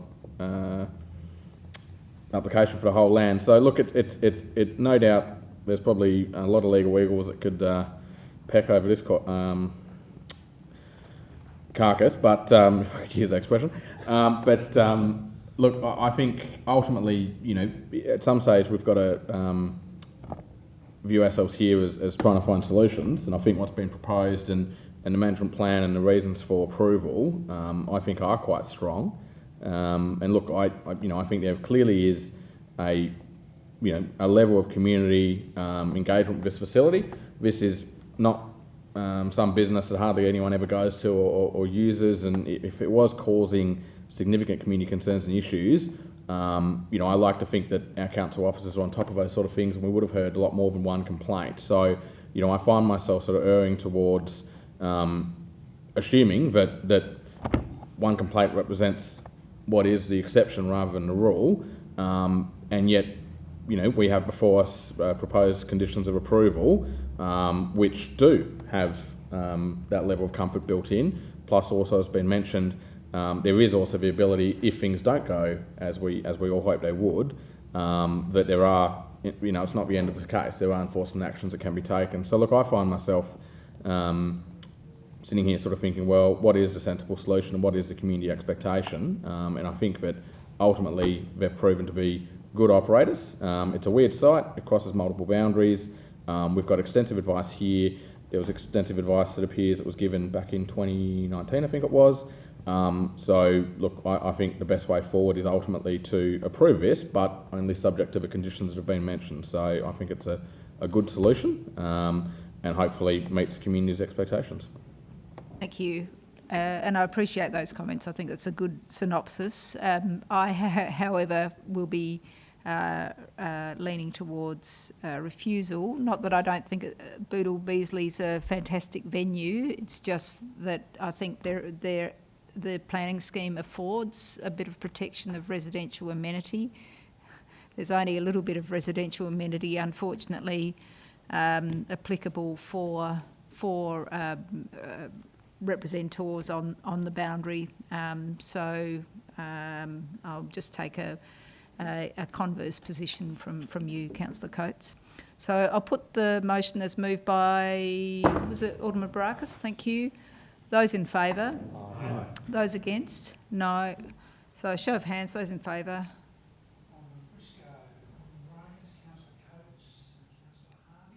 And those against? So it's carried, and it will go to full council as the recommendation next Monday. Thank you. Right, that concludes that deputation list. So thanks everybody for your forbearance and patience. We go to 7.1.1, which is under the Sullivan's Cove Planning Scheme, and it's the special delegation in relation to the temporary installations for the arrival of RSV Nuina. Happy to move it. Thank you, Councillor Harvey. Any discussion? Oh, look, this looks interesting. I haven't quite got my head around it, and I trust in the delegation to make a good decision here. So good on you. Thank you, Director. Thank you. And just a question, just in relation to things like, I mean, obviously it's temporary, trip hazards, DDA compliance, all that sort of thing. That's all things that you'll consider and... Got it covered. You'll have it all covered. I will. Thank you, Chair. Yeah, it's an unusual one.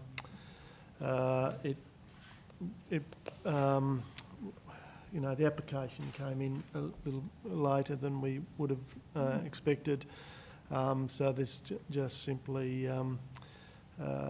tries to expedite the approval, because there will be a fair amount of interest in this new ship. And yeah, no, look, I agree, and this is a bit of a milestone having this ship arrive in port, which strengthens our status as a Arctic gateway. So I'm pleased that we're doing something to celebrate its arrival. So. I agree. I think it's very exciting. However, I hope it's the last of this kind of application. Well, I haven't seen one before. Yeah. First and last then. Okay, if there's no further discussion, I'll put the motion that's moved by Councillor Harvey. Those in favour? Aye. Those against? Items carried. Go now to 7.2.5, which is 58 Barrack Street. Happy to move the recommendation, Chair. Thank you, Alderman Briscoe. And I note that the heritage... Oh, we've these new conditions that's come out in the memo, is that what you're moving? In addition with those, yeah. Are they additional, are they? No, they're a tweak. They're a tweak. A tweak, are they? Yeah. Sorry. So it's more tweak relating to the heritage. Okay, those are the ones I'll move. Yeah, yep. And it's good to see that the heritage officers feel that this modernisation is still sympathetic to the heritage components of this really important corner. Okay, so thanks, Alderman Briscoe. Is there any further discussion? No? I'll put that. Those in favour? Aye. Those against? Item is carried. Now we go to reports. Item 8, which is the delegated decisions report, and I like the new format, Rachel. Thank you. Did you, Councillor Harvey? Thank you. I'll put that. Those in favour? Aye. Those against? Items carried. 8.2 is the planning advertising report. Any particular ones of interest, Mr. Eichen? I saw there was one that's there twice. Did notice that. I didn't pick that up. Ah. But no, nothing particularly of interest, I wouldn't have thought. Nothing of interest. It's quite a busy one. There seems to be a lot of visitor accommodation on it. Just 4. Okay, so Councillor Harvey, did you move that? Someone else did. Oh, Councillor Dutta, was it? Yep, okay, thank you. I'll put that, those in favour. Aye. Those against, item is carried. Item 9 is responses to questions without notice. I move that. Thank you, Alderman Briscoe. Those in favour? Aye. Those against, items carried. Item 10 is questions without notice. No questions without notice, brilliant. Okay. With the closed portion. Thank you. And